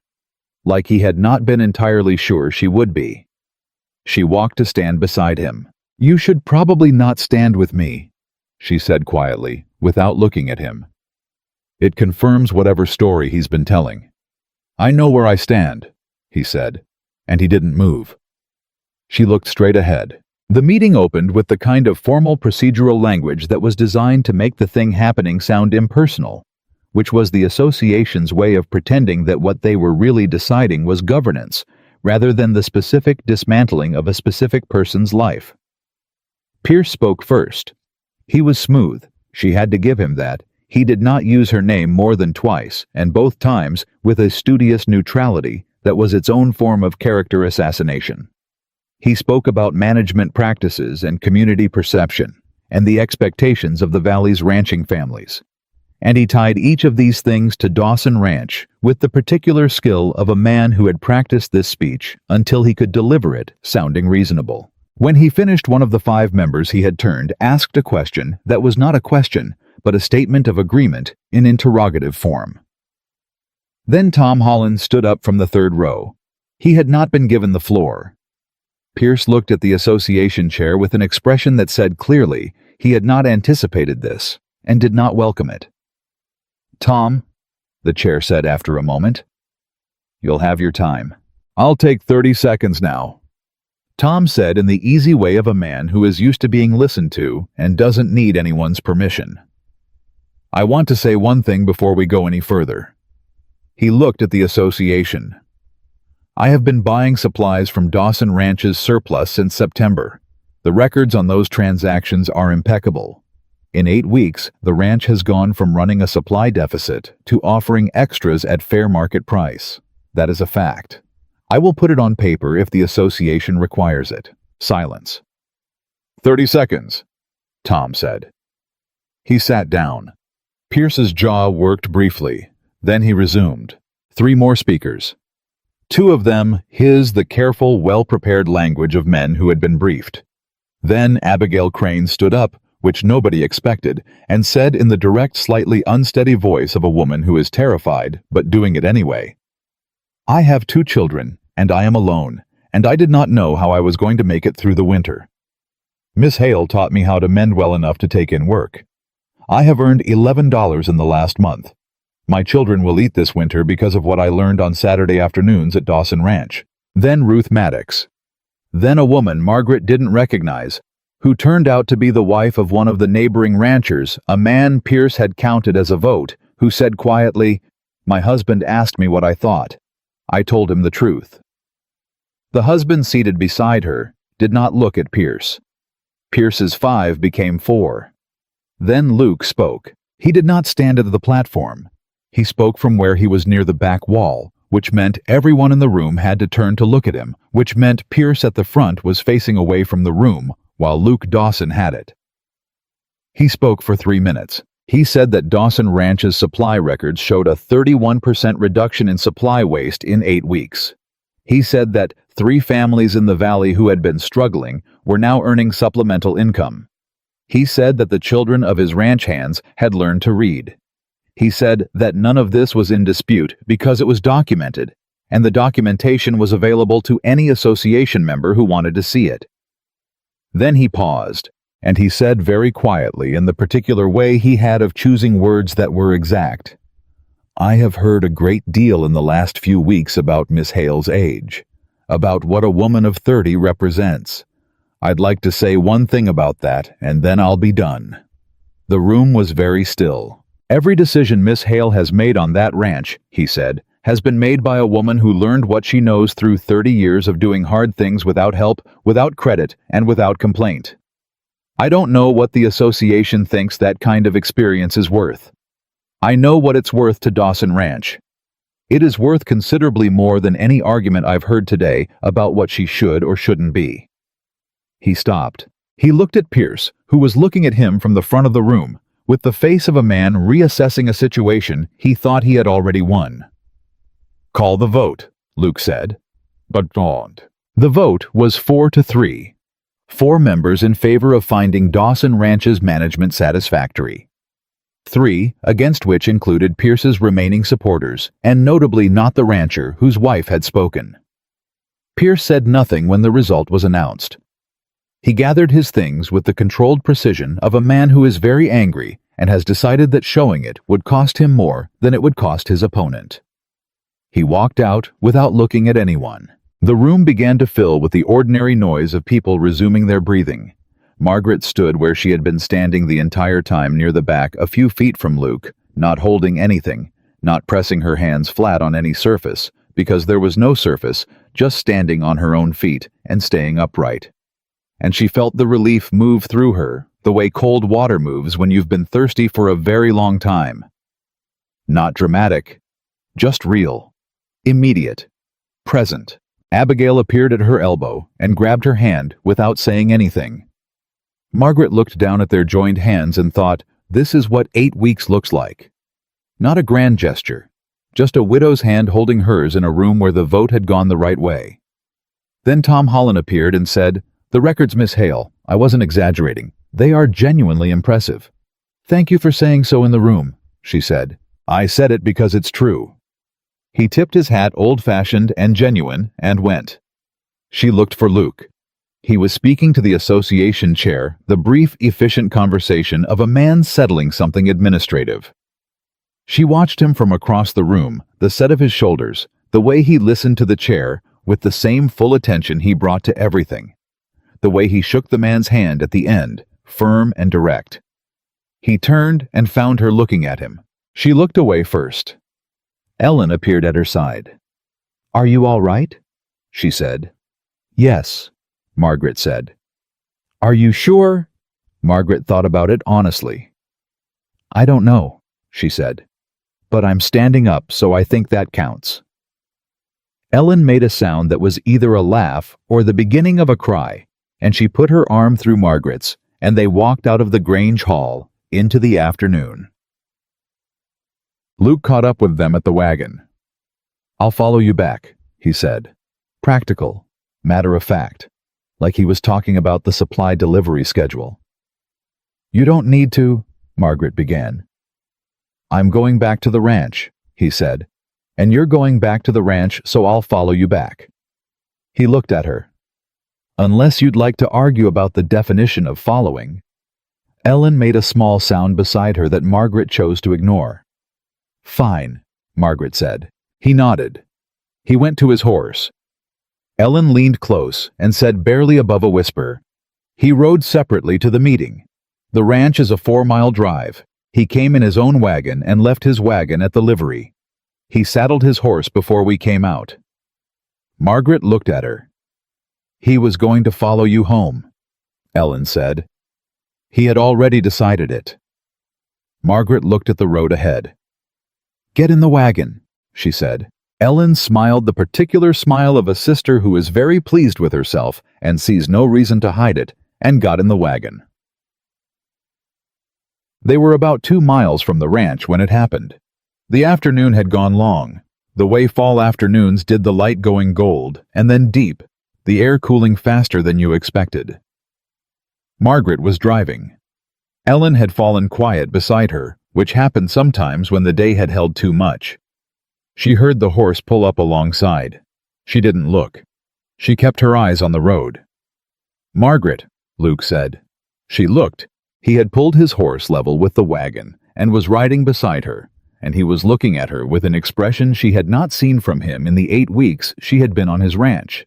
Not his usual attentive, careful look, not the quiet assessment she'd come to know, but something more open. Something that had fewer walls around it.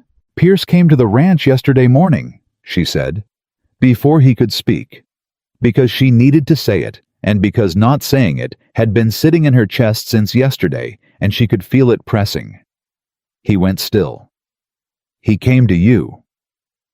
He offered me the chance to leave quietly, before the meeting." She felt more than saw the change that moved through him, something that was not quite anger, or not just anger, but something with anger in it and other things around it. "What did you say?" he asked. "I said no," she said. "I told him my reputation was not his to bargain with." She paused. "I should have told you. I'm sorry I didn't." He was quiet for a moment. His horse kept its steady pace beside the wagon. "Why didn't you?" he said. She thought about the honest answer. She had always believed in honest answers, even when they cost something. "Because I knew if I told you," she said, "you would have ridden out to meet him, and I needed to handle that myself." He looked at her. "Why?" he said again. She kept her eyes on the road. "Because I've been handling things myself for 12 years, she said.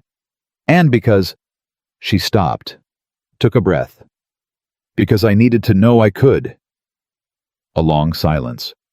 The wagon wheels on the road, the horse's footfalls, the deep going light. "Did you?" he said. "Yes," she said. He was quiet again. And then, without any of the setup or ceremony or careful approach she might have expected from him, "I need to tell you something that I should have said before today." Ellen beside her had gone very, very still. Margaret kept her eyes on the road. "Before I came back to the ranch," Luke said, "I was going to be married." She looked at him then. She couldn't help it. His jaw was set the way it got when he was saying something that cost him. "Her name was Caroline Price. We were engaged 3 years. She was everything people meant when they said a man had done well for himself. Young, beautiful. The kind of woman people noticed." He paused. "She left 6 months before the wedding. She found someone with more money and more certainty, and she left." Another pause. She told me when she did that I was a man who would always choose the ranch over her, that I didn't know how to love a person the way she needed. He stopped. Margaret said nothing. Because she understood suddenly and completely what it costs a man like Luke Dawson to say those words, and she would not spend them lightly. I believed her, he said. For a long time I believed her. He was looking at the road now, not at her. I stopped looking. For anything. I decided I was better at running a ranch than I was at the other thing. The road, the light, the steady sounds of the wagon. And then my parents died, he said, and the ranch went quiet in a way I hadn't expected. And I realized, he stopped again longer this time. I realized I didn't want the ranch. I wanted what the ranch was supposed to be for, what my parents had built it for, which wasn't cattle and supply records. It was people, she said. People, he said. They looked at each other. I don't know how to say this, he began. Then say it badly, she said. And she was startled by her own voice, the gentleness in it, the absence of the armor she usually wore. I've been saying things badly my whole life. It still counts. He looked at her with the expression she had seen in the doorway when she was teaching Lily to read Unguarded Old Quiet. You made this ranch feel like something again, he said. Not the records, not the Saturday women, not the children's lessons, those matter. But that's not what I mean. He paused. You. The way you walk into a room and see what it needs. The way you hold a baby on a stagecoach, or correct a supply ledger, or tell a man twice your age that his reputation isn't fragile. He paused again. I stopped looking. And then you were there. And I didn't know what to do with that. Margaret's hands were tight on the reins. Luke, she said. I know, he said. I know there are reasons. The ranch, your situation, the talk, she said, I have handled my whole life. She heard her own voice, and it was steadier than she expected. My situation is improving. The ranch is... She stopped, started over. Those are not the reasons. He waited. The reason, she said carefully, is that I have spent so long being no one's first choice that I don't know how to... She stopped again, breathed. I don't know how to trust that when it looks like it's real. The wagon moved. The horse moved beside it. I know, he said. And the way he said it, not I understand as a courtesy, but I know as a fact, as someone who had learned it the same way she had undid something in her. She looked at the road ahead. The ranch was maybe a mile now, the lights beginning to show in the early dark. One thing at a time, she said. Her voice was quiet. You said that was all right. That's all right, he said. Immediately. She nodded once. They rode the last mile in silence. But it was the kind of silence that had changed shape entirely from what it had been at the beginning of the ride. No longer the silence of two people being careful with each other. The silence of two people who had said the thing and were now sitting with it, which was entirely different, and which took, if you let it, considerably more courage. Ellen said not one word the entire way home. She did, however, hold Margaret's hand for the last half mile in the dark very tightly without being asked. And Margaret let her. And Margaret let her. Let Ellen hold her hand in the dark for the last half mile home. And she did not pull away, and she did not explain herself. And she did not say a single word about what had just happened on that road, because some things she had learned were too new and too fragile to be handled with words right away. Some things needed to be carried quietly for a little while, the way you carry something breakable with both hands, without rushing, paying attention to every step. She unharnessed the horse. She checked the water in the trough. She did these things with the same steady, deliberate care she brought to everything, and the work helped her the way it always had. Not by taking her mind off the thing she was thinking about, but by giving her hands something to do while her mind worked it through. Luke put his horse in the paddock. He didn't come to find her. She understood that he wouldn't, not tonight, not with everything that had been said, still hanging in the air between them like the last note of a song. He was a man who gave things room. She had always respected that about him, and tonight she was grateful for it. She went to bed early. She didn't sleep. She lay in the dark, and she thought about what he'd said. I stopped looking, and then you were there, and she felt it move through her, the way hard truths do. The ones that are not painful exactly, but that require a rearrangement of things inside you that you had organized a certain way for a long time. She had organized herself around absence, around the expectation of absence. She had built her whole life on the understanding that what she was, what she offered, what she knew how to give it, would always be needed somewhere, but it would never be wanted the way she had once, a very long time ago, let herself dream about being wanted. She had made her peace with that, or she'd told herself she had, which in her experience was not always the same thing. She pressed her hands flat on the blanket in the dark of the room, and she thought one thing at a time. She thought tomorrow. She thought all right. Here. Morning came the way it always did on the ranch, without sentiment, without waiting to see if you were ready. The cattle needed feeding. The horses needed water. The supply records needed checking, and Charlie needed to know about the new fence post schedule, and the biscuits needed to be started before 6, or breakfast would be late, and nobody would say anything about it, but Thomas would give her a look that said everything. She got up. She made the coffee. She started the biscuits. Ellen came in at 6:15 and did not burn them this time, which was a development Margaret noted privately as 6, or breakfast would be late, and nobody would say anything about it, but Thomas would give her a look that said everything. She got up. She made the coffee. She started the biscuits. Ellen came in at 6:15 and did not burn them this time, which was a development Margaret noted privately as significant. "You look like you slept about 40 minutes, Ellen said without looking up from the bowl she was mixing. "I slept fine," Margaret said. "You look like you didn't." "Then I won't argue with your eyes." Ellen smiled at the bowl. "Did you think about what he said?" "I thought about many things," Margaret said. "Hand me the salt." Ellen handed her the salt. Maggie. "Ellen, you deserve this," Ellen said, simply. Not building up to it, not offering it as the end of a long argument, just saying it the way you say something you believe completely and have believed for a long time. "You have always deserved this. You just spent so many years making sure the rest of us had what we deserved that you forgot to count yourself." Margaret set down the salt. "I know," she said, quietly. And then because she needed someone to hear it because she had been carrying it since last night and it needed to be set down somewhere. "I know. I'm just afraid that knowing something and trusting it enough to act on it are different things." Ellen nodded. "They are," she said. "But you act on things you're afraid of every single day. You have your whole life." She paused. "This is just the one that's yours."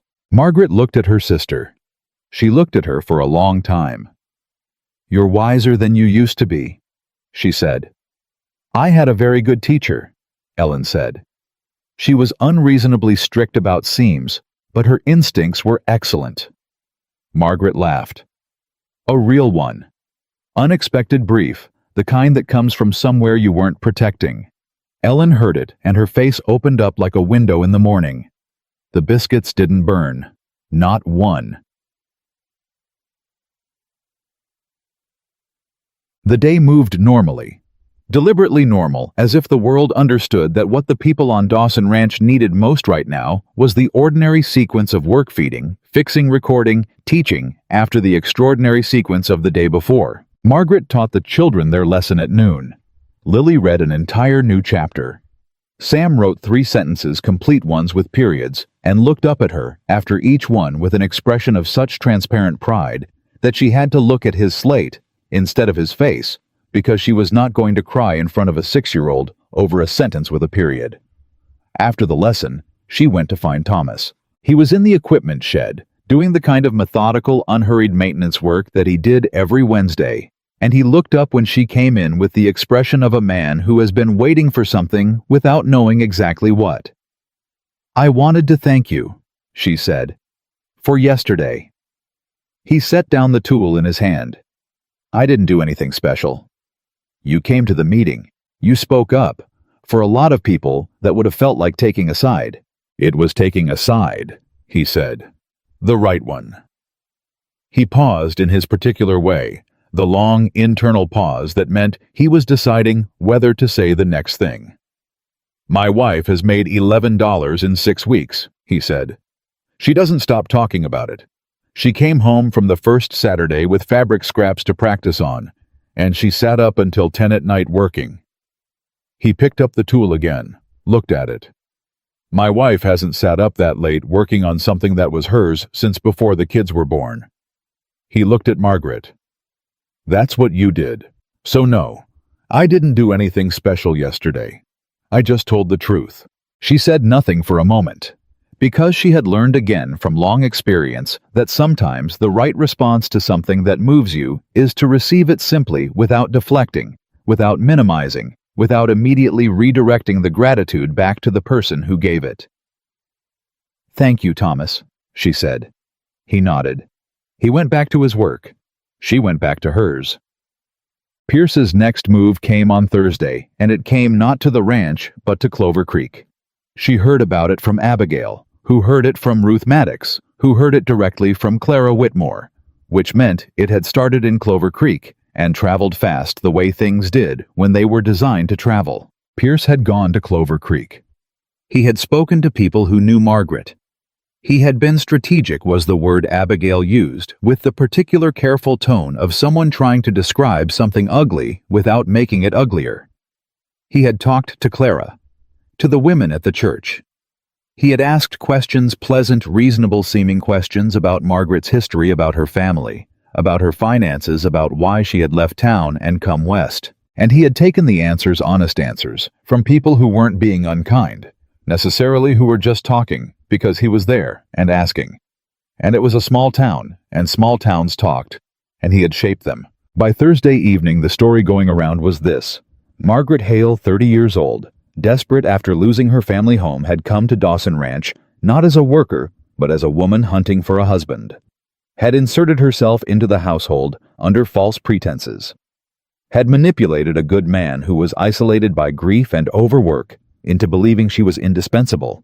Had deliberately made herself necessary so that he would feel obligated. The story was told with sympathy for Luke and pity for Margaret, which made it worse. Not better, because pity was the kind of thing that felt like kindness on the surface and worked like acid underneath. Margaret sat with Abigail in the main room late Thursday afternoon and listened to the whole thing without interrupting. When Abigail finished, the room was quiet. "Are you all right?" Abigail said. "I'm angry," Margaret said. "Honestly, I'm very angry." "You don't look angry." "I've had a lot of practice not looking what I feel," she said. "It's not always a virtue." Abigail looked at her. "What are you going to do?" Margaret thought about Pierce standing in her yard with his pleasant voice and his precise cruelty, telling her that her reputation was fragile. She thought about what she'd said to him. "My reputation is the one thing in my life that has never bent to anyone else's convenience." She had believed it when she said it. She believed it now. The question was how to make other people believe it. "I'm going to Clover Creek," she said. Abigail stared at her. "Not to fight," Margaret said. "To be seen." "Odd," she told Luke that evening.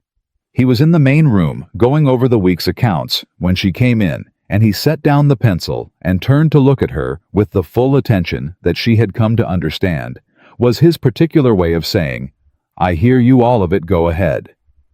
"Pierce went to Clover Creek," she said. "He talked to people who know me. The story is designed to make everything I've done here look like calculation." She said it plainly. "I think I need to go back." A pause. "When?" "Saturday. I'll take the morning stage." He was quiet. She could see him working through it, the way he worked through everything methodically, without rushing, starting with what was true and building from there. "You're going alone," he said. "I think it needs to be me. If anyone goes with me, it becomes about defending me, which looks like what he's saying is true." She paused. "I need them to see me. Just me. The way they always saw me before I was a story." He looked at her for a long time. "There's nothing I can say. he said, that will make this not cost you something. No, she said. There isn't. Then I'll say this. He picked up the pencil, then set it back down, a small, restless gesture that was unlike him, and that she noted because it was. Whatever happens there, what you are is not what Pierce says you are. The people on this ranch know that. I know that. He met her eyes. You don't have to prove anything to me. She felt the thing in her chest again, the cracking, the light. I know, she said. This isn't for you. It's for me. He nodded. Exactly once. The nod of a man who understands completely. Bed. She took the Saturday morning stage to Clover Creek alone. Ellen wanted to come. Margaret said no, and the firmness in it was enough that Ellen didn't push. She just stood at the ranch gate with her arms crossed and her jaw set, and the expression of a woman exercising enormous restraint, and Margaret almost smiled. The stage ride was 2 hours. She sat with her hands in her lap, and the familiar landscape moving past the same dry Kansas summer she had left 6 weeks ago, the same flat-topped sky. She thought about the first ride, the baby, the drummer, the old man sleeping Luke Dawson with his long legs and his even voice. She thought everything was already in motion then. I just didn't know it. Clover Creek looked the same. It always looked the same.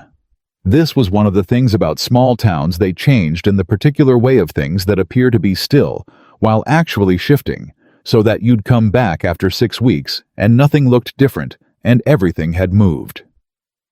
She walked from the depot to the general store. She heard the silence before she understood it, the particular silence of a room that has been making noise and stopped when someone entered it. The particular silence of a small town when it sees someone it has been talking about. Clara Whitmore was at the fabric counter. Margaret walked to the counter. She said, "Good morning, Clara." Clara looked at her with an expression that was working very hard to be neutral and was not quite achieving it. "Margaret," she said. "I heard Nathan Pierce spoke to you last week," Margaret said. She kept her voice ordinary, conversational, the tone of a woman discussing something she finds mildly interesting, rather than personally devastating.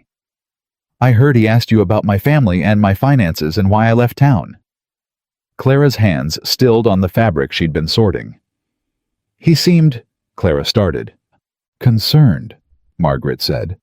"Yes, he's very good at seeming concerned." She looked at Clara directly. "I want to tell you something, Clara, about what I've been doing for the last 6 weeks and what I have not been doing. And I'd like you to listen because you're the person in this town whose opinion travels the farthest, and I think you're the person who should hear it first." Clara stared at her. "All right," she said, slowly, like someone who has agreed to something before they've quite decided to. Margaret told her. All of it: the supply records, the Saturday women, the children's lessons, the association meeting, Pierce's visit to the ranch, and what she had said to him. She told it plainly, with no self-pity and no performance, the way she had always told things, as facts, as the truth, as the exact thing that had happened. She did not tell Clara about the road home and what Luke had said. That was not for Clover Creek. When she finished, Clara was quiet for a moment. "He told me," Clara said carefully, "that the situation was—" "He told you a story that served his purpose," Margaret said. "He wants that ranch. He's been trying to get it for 2 years, and he needed a reason the association would support. I was convenient." She paused. "That's all I was to Nathan Pierce. A story." Another silence. "The supply records," Clara said. "The association, Tom Holland spoke." "Tom Holland spoke," Margaret confirmed. "As did 3 women from the valley, including Abigail Crane, who has 2 children, and will have food this winter because she learned to earn $11 a month taking in mending." She met Clara's eyes. "That is what I have been doing at Dawson Ranch, Clara. Not hunting a husband. Working. The same thing I have done my entire life." Something moved across Clara's face. It was not Margaret noticed the pity expression. It was something older and less comfortable, the expression of a woman confronting the distance between what she has said about someone and what that person actually is. "I've said things," Clara said, "about you." Her voice was quieter than Margaret had ever heard it. "Unkind things, for a long time." "I know," Margaret said. I didn't think about." Clara stopped. "I just thought you were unfortunate," Margaret offered without bitterness, just the word plain. "Yes," Clara admitted. And she looked like she disliked herself for it, which was, Margaret thought, a more honest response than she had expected. "I wasn't unfortunate," Margaret said. "I was busy." She picked up the bolt of fabric she had come in to buy. She actually had come to buy fabric because she needed it, because the Saturday women needed more cloth, and she set it on the counter. "I'll take 2 yards of this. And when you see Nathan Pierce next, tell him the records at Dawson Ranch are immaculate and they're staying that way." She paid for the fabric. She said goodbye to Clara. She walked back through the town, through the market, through the churchyard, past the houses where she had lived her whole life and been whispered about for 3 years, and she held her back straight and her eyes level, and she let herself be seen. Not performing, not defending, just present. Exactly as she was. "This is me. This is who I have always been. Look as long as you want." She got back on the stage at noon. She was back at the ranch by late afternoon. Luke was waiting at the gate. He had not been waiting in a conspicuous way. He was doing something with the latch, inspecting it the way he did with things that needed doing. But the gate was 20 yards from the house, and she had never once in 6 weeks seen him inspect that latch before, which meant he had been there for a reason that had nothing to do with the latch. She climbed down from the wagon. He looked at her. She looked at him. "How was it?" he said. "Hard," she said. "Good, both." She paused. "Clara Whitmore is going to tell people the truth, not because she's a good person, she may or may not be, but because I gave her better information than Pierce did, and people generally prefer to be right over being lied to when they have the choice." He nodded. "Pierce will try again," he said. "He'll try," she agreed. "But he's lost the story. Without the story, all he has is the land he wants, which he can't have, and a vote that already went the wrong way for him." She looked at the gate. "You need to fix that latch properly. The second hinge is loose. I noticed it 2 weeks ago, and I should have put it on the repair list." A pause. "You're telling me about the latch," he said. "I'm telling you about the latch," she said. "Because it needs fixing, and because—" She stopped.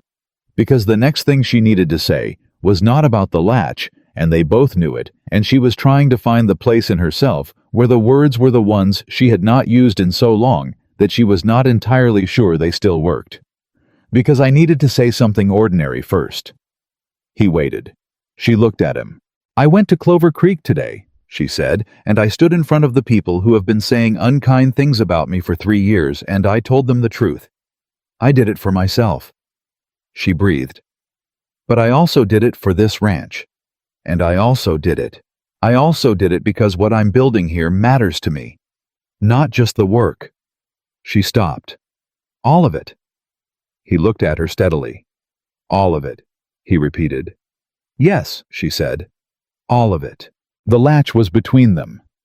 He reached out and held it, not fixing it, just holding it, giving his hand something to do. "I meant what I said on the road," he said. "I know," she said. "I know you did." And his voice was even, but it was the evenness of effort, not of indifference. She thought about everything she had organized herself around for 12 years. She thought about the rule in her chest. Don't want what you haven't been offered. And she thought about the fact that she had been offered something clearly honestly by a man who was not in the habit of offering things he didn't mean. And she had been standing at the edge of it for 2 weeks, balancing with her toes over the line, and she was 30 years old, and she was tired of the edge. "I'm not easy," she said. "I'm practical, and I'm stubborn, and I have opinions about supply records that most people find unreasonable. I don't know how to accept help gracefully, and I have a tendency to handle things alone when I should ask. I have a sister who will probably stay through winter and possibly longer. And I have a farmhouse in Clover Creek with a lien on it, and I—" "Margaret," he said. She stopped. "I know all of that," he said. "I've been paying attention." She looked at him, at the steadiness of him, at the 8 weeks of quiet attention, the evening silences on the porch, the name in his mouth like something specific and chosen. "One thing at a time," she said. "You said that was all right." "That's still all right," he said. Then, she let herself take the step she had been standing next to. "Then I think the first thing is I'm not leaving. Not for Pierce, not for Clover Creek, not for any amount of talk." She paused. "And the second thing is, I'm glad I came here. I'm glad you were on that stagecoach. I'm glad you offered me the work." She looked at him directly. "I'm glad it was you." Something happened to his face that she had not seen before. Not the careful attention, not the reserved steadiness. Something underneath all of it. Something that had been kept very still for a very long time, and was now quietly not still anymore. "I'm glad it was you too," he said. And that not a declaration, not a performance, just the plain and direct and entirely sincere statement of a man who said what he meant and meant what he said was enough. More than enough. It was the most honest thing anyone had said to her in longer than she could measure. She nodded once. He nodded once. And they stood at the gate in the afternoon light with the fixed and not fixed latch between them, and it was not the end of anything. It was the beginning of the next thing. Chapter 1. The weeks that followed were different and the same. The work continued, it always continued. Supply records, Saturday women children's lessons, fence post schedules, maintenance lists.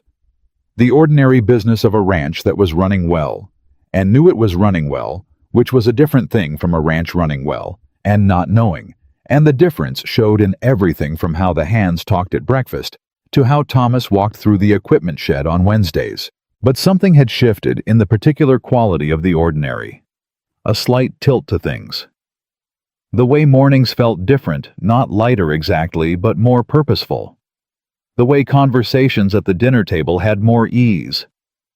The way Luke said her name in a room not differently, but with something in it that she had finally given herself permission to hear. Ellen noticed all of it. Ellen, who had found a kind of home here that she hadn't planned and wasn't yet sure how to name, watched her sister the way sisters do, not constantly, but accurately, and kept her observations to herself, except in the evenings when they were alone. "You're different," Ellen said one night. "I'm the same," Margaret said. "You're not," Ellen said. "You used to hold yourself like you were expecting something to go wrong, like every good thing was on loan and the due date was coming." She paused. "You don't do that as much now." Margaret thought about it honestly. "No," she said. "I don't." "Good," Ellen said simply. The letter from the Clover Creek Savings Bank arrived on a Monday morning in October. Margaret saw the return address and set it on the corner of the table before she opened it the same way she always did with hard things. She made her coffee. She sat down. She opened it. It was not the letter she expected. The county had reviewed the property tax assessment on the Hale farmhouse. Due to an error in the original calculation, the assessor had included a parcel that did not belong to the property. The amount owed was not $38. It was $14. She sat with the letter for a long time. $14. She had $14 in her wages from the last 10 weeks. She had $14 and then some. She had been working toward a number that was not the number that existed. She thought about how fear had made the number larger than it was. How she had carried $38 like a stone for 3 months, heavy and specific and real, and the stone had always been smaller, and she had been surviving it anyway. She laughed. Not the surprised brief kind. A real one, slow and long, with tears in it, that she could not entirely account for tears of relief, of absurdity, of something like gratitude for the fact that the universe had chosen to be in this particular way approximately $14 kinder than she'd expected. Ellen appeared in the doorway. "What is it?" Margaret handed her the letter. Ellen read it. Her eyes went wide. 14, she said. 14, Margaret confirmed. Ellen sat down across from her. They looked at each other. And then they both laughed, the real, loose, helpless kind that has no dignity in it and doesn't need any, the kind that two sisters laugh when they have been through something together and come out the other side, and the relief of it finds them all at once. Luke appeared in the doorway. He looked at the two of them laughing at the table. "Do I want to know?" he said. $14, Margaret said, and handed him the letter. He read it. He set it down. He looked at her. "You've been working to pay 38, he said. "I've been working because the work needed doing," she said. "The 38 was secondary." She paused. "But yes." He was quiet for a moment. Then, "You've already earned 14. 3 times over." "I know," she said. "I plan to go to Clover Creek next week and pay it." "I'll come with you," he said. Matter of fact. Final. She opened her mouth, closed it. She looked at him at the absolute plainness of his intention, the complete lack of ceremony in the offer, and she thought, this is what it looks like. Not a gesture, not a performance. Just here. I'm going. You're going. We're going. "All right," she said. He nodded. He went back to what he had been doing. Ellen was looking at her from across the table with an expression of very loud silence. "Don't," Margaret said. Ellen pressed her lips together. Her eyes were absolutely full of everything she wasn't saying. "Ellen." "I'm not saying anything," Ellen said. "I am being completely silent." "You're being silent very loudly." "That's a personal choice," Ellen said, and picked up her coffee. They went to Clover Creek the following Tuesday. Luke drove. Margaret sat beside him in the wagon, which was a thing she had done before, but felt entirely different now. Not because anything had been announced or decided or formalized, but because the particular distance that had been between them for 8 weeks was no longer there in the same way, and she could feel the difference, the way you feel the change in air pressure before rain. She paid the bank. $14 counted out in bills that were clean and earned and entirely completely hers. The bank officer took the money, stamped the receipt, and said, "The property is clear, Miss Hale." "Thank you," she said. She walked out of the bank into the October light and stood on the boardwalk and breathed. Luke was waiting with the wagon. He looked at her when she came out, and she held up the receipt, and he nodded. Not in celebration, not in "I told you so," just in acknowledgement. "Done." "Done," she said. "Done," he said. She climbed into the wagon. He turned them back toward the road west, and she sat beside him in the fall air with the receipt in her lap, and the farmhouse saved, and the ranch behind them where they were going. And she felt for the first time in longer than she could measure, since before her parents died, and the weight had settled on her young shoulders, and never fully left, she felt something she could only call clean. Not happy exactly, or not only happy, clean, unclouded, unencumbered. Like the air after rain when everything is washed and the light comes through differently. They were 2 miles out of Clover Creek when she said, without planning to, "I used to think that when the farmhouse was paid for, I'd know what came next. Like the debt was the thing standing between me and the rest of my life." He was quiet, listening. "It wasn't," she said. "The rest of my life came anyway. It didn't wait." She looked at the road. "I'm glad it didn't wait." He said nothing for a moment. Then, "Where do you want it to go?" She turned and looked at him. "The rest of your life," he said. Even. Direct. Asking the exact thing he meant to ask, and nothing else. She thought about it honestly. She thought about Lily reading her first full chapter, about the Saturday women and their straightening backs, about the ledger and the maintenance record, and the supply deficit turned surplus, about Ellen burning biscuits and then not burning them, about Thomas's wife staying up until 10, about a stagecoach and a baby and a handshake that was real. "Here," she said. The word was quiet, but it was the kind of quiet that takes up a lot of room. He didn't say anything for a long moment. The wagon moved. The road moved beneath them. Then he reached over slowly, deliberately, the way he did everything, and covered her hand where it rested on the seat between them with his own. He didn't grip it. He didn't make a production of it. He just set his hand over hers, warm and certain, and left it there. She turned her hand over. She held his. She looked at the road ahead. The long Kansas road rolling west toward the ranch, toward the work, toward Lily and Sam and Charlie and Thomas and the Saturday women and Ellen and all of it. All the ordinary, magnificent, complicated life of it. And she held the hand of a man who had looked at a 30-year-old woman on a stagecoach and seen not an expiration date, but a person. And she let herself finally completely all the way down, believe that this was real. It was real. The road was real. The hand was real. The ranch was real. She was 30 years old, and she was no one's consolation prize, and she was going home. She was 30 years old, and she was no one's consolation prize, and she was going home, and the word home had changed its shape entirely quietly, without her noticing the exact moment it happened, the way the best changes always do. She held Luke Dawson's hand for the rest of that drive. 2 miles, maybe 3. Neither of them said anything, and the silence was not the careful managed silence of two people being polite. It was the silence of two people who had said enough for now, and knew it, who were letting the thing that had been said settle into something permanent. When the ranch gate came into view, she felt him squeeze her hand once brief, certain, before he needed both hands to bring the wagon through the turn. She let go. He let go. And they pulled into the yard and climbed down and went back to the work because the work was still there.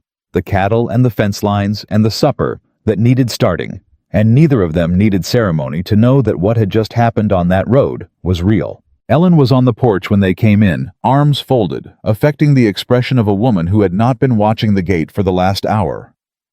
She looked at Margaret's face. She looked at Luke. She looked at Margaret again. She unfolded her arms and went inside without saying a word, which from Ellen was the loudest possible response. October moved into November the way Kansas always moved into winter.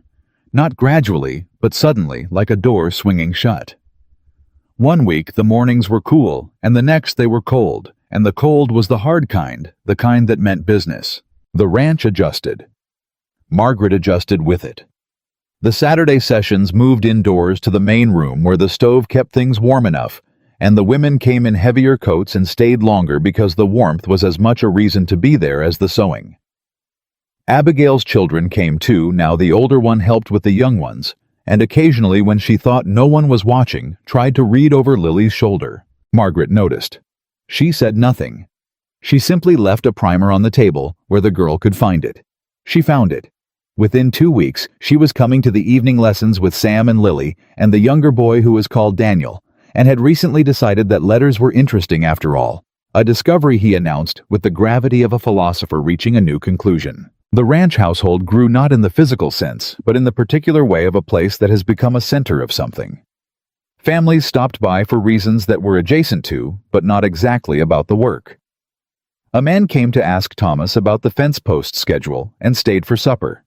A woman brought eggs to trade and ended up learning how to preserve summer squash for winter, and left with 3 jars and a friend she hadn't had before. Luke watched all of it. She knew he watched because she knew him. Now knew the quality of his attention. The way you know the sound of a particular step on a staircase by the specific weight of it. He watched, and he said little, and he did the things that needed doing. He fixed the bunkhouse window. Before October ended, he put 3 new posts in the fence line she'd flagged. He ordered the winter supply inventory based on the corrected records and came in $40 under budget. He told her that last part on a Tuesday morning with the same flat factual tone he used for everything, and she said, "I know, I saw the order." He looked at her. "You checked my order." "I check everything," she said. "The number is right." He was quiet for a moment. Then, with the precise delivery of a man who has been waiting for the right moment to say something and has identified it, "Good," she looked at him. He was already walking back toward the barn. She looked at his back, and she thought not for the first time and not for the last, This man is going to drive me completely out of my mind, and I am entirely all right with that. Tide. The first snow came on a Wednesday in November.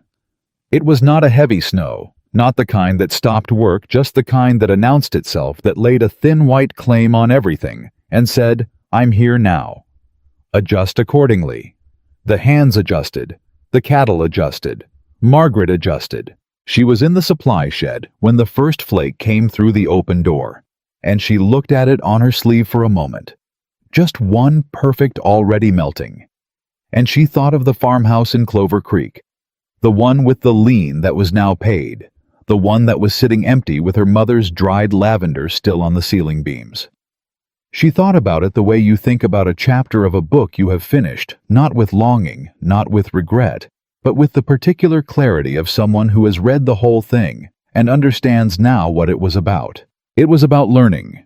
It was about the 12 years that made her the person who could walk into a broken ranch and know exactly what it needed. It was about earning in the deepest and most unromantic sense, earning the understanding of what mattered and what didn't. Earning the calluses and the patience and the knowledge that some things would not be easy, and you would do them anyway, because that was who you were. She closed the supply shed door against the snow and went to make the afternoon coffee and did not feel sad. She felt instead something that she would not have been able to name a year ago. Something that had no word in the careful vocabulary of a woman who had spent her life managing other people's needs before her own. She felt at home. The letter from Ruth arrived the following Saturday. Ruth, the eldest of the younger sisters, the one in Abilene who burned cornbread and had married a farmer, and was by all accounts very happy. The letter was characteristically Ruth warm, slightly scattered, full of news about the farm and her husband's family, and the baby who was apparently now pulling himself to standing and showing off about it constantly. At the end, almost as an afterthought in Ruth's particular way of saving the important things for the end, Ellen wrote to me. She told me where you are and what you've been doing. Maggie? I cried. I'm not telling you why. I think you know. I just want to say you spent 12 years making sure the rest of us got to have a life. I hope you know it's your turn. I hope you take it. All the way. Don't be sensible about it. Just take it. Margaret read the letter twice. Then she folded it precisely along its creases and put it in the pocket of her apron. Don't be sensible about it. Ruth, who had never in her life successfully produced a non-burned batch of cornbread, had just given her the best advice she had ever received. She found Luke in the equipment shed at the end of the day, which was where he usually was on late Saturday afternoons after the week's heavy work was done, doing the methodical maintenance that he treated less like a chore and more like a form of thinking, the kind of physical work that left the mind free. She said from the doorway, "I need to talk to you about something." He set down what he was doing and turned and looked at her. No impatience, no performance of patience, just the full, complete attention that she had come to understand was one of the most valuable things about him. Luke Dawson, when he listened, actually listened. He did not wait for his turn to speak. He heard you. I received a letter from my sister, she said. Ruth. He waited. She said she stopped, started again, because she had been sensible for 30 years, and Ruth had told her not to be, and she was going to try. She said that I spent 12 years making sure everyone else got to have a life, and it was my turn. She looked at him steadily. I've been thinking about that. What have you been thinking? He said. She crossed the shed in 4 steps and stood in front of him, close enough that she had to look up slightly to meet his eyes, which was not something she had done before, had always maintained the slight physical distance of careful people, of people who are not sure what closeness will cost them. I've been thinking that I know what I want, she said. For the first time in a very long time, I know exactly what I want. And I have spent 2 weeks standing at the edge of it being sensible, and I am finished being sensible. Something happened to his face. Margaret, I want this, she said. The ranch, the work, the Saturday women and the children and the supply records and the 15 things on the maintenance list that will never all be done at once. She paused. And you. I want you. She said it simply without decoration because it did not need decoration. It needed only to be true, and it was. I don't know what that looks like practically. I don't know what the right order of things is. I just know that I am done waiting to be chosen, and I am choosing. Right now. This. She looked at him. You. The shed was very quiet. Luke looked at her for a long moment, that deep-seeing, unhurried look, and then he said with the absolute simplicity of a man who had been waiting for this specific moment with the same patience he brought to everything. I have been trying to figure out for 2 months how to say what you just said. She felt the laugh come before she expected it, the real kind, startled out of her. You could have just said it, she said. You would have argued with me, he said. I would have argued with you, she agreed. He reached out and took her face in both his hands carefully, like she was something worth being careful with, and she let him. And she looked at him, and she did not argue. He kissed her. It was not a dramatic kiss. It was not the kind of kiss that belongs in a story about grand gestures and sweeping declarations. It was the kind that belongs in a life warm and real and entirely present, the kiss of two people who have earned the right to be exactly where they are, through more hard work and patience than most people will ever understand. She put her hands against his chest. She felt his heartbeat under her palms. She thought, this is real. This is mine. I am allowed this. She let herself have it. Ellen was in the kitchen when Margaret came back to the house. She looked up. She looked at Margaret's face. She said, finally. Margaret sat down at the table. She pressed her lips together. She was trying not to smile and failing completely. Don't say anything, she said. I'm not saying anything. Ellen said serenely, beginning to serve the supper she had somehow entirely managed on her own this evening without burning a single thing. You're saying finally very loudly, Margaret said. That was one word, Ellen said. I have been restraining myself for 2 months. I am allowed one word. Charlie appeared in the kitchen doorway, took one look at Margaret's face, and turned bright red. Supper ready, he said to the ceiling. Almost, Ellen said. He retreated with the speed of a young man who understands that he has walked into something he was not meant to witness, and would prefer to have not witnessed. Thomas came in, looked at Margaret, looked at his wife who had stayed for supper, looked at the ceiling in the same way Charlie had. Smells good, he said, and sat down without further comment. Margaret looked at all of them, this table full of people, this ordinary, extraordinary collection of human beings who had become without any formal agreement, without any announcement or ceremony. Something that felt very much like a family, and she felt the fullness of it in her chest, with a physicality that she had not expected, warm and complete and entirely real. Luke came in last. He sat at the head of the table where he always sat. He looked at her across the table. He said nothing. She looked back at him. She said nothing. Thomas's wife, who missed nothing, smiled at her soup. Supper that night was the best meal they'd had at Dawson Ranch in months.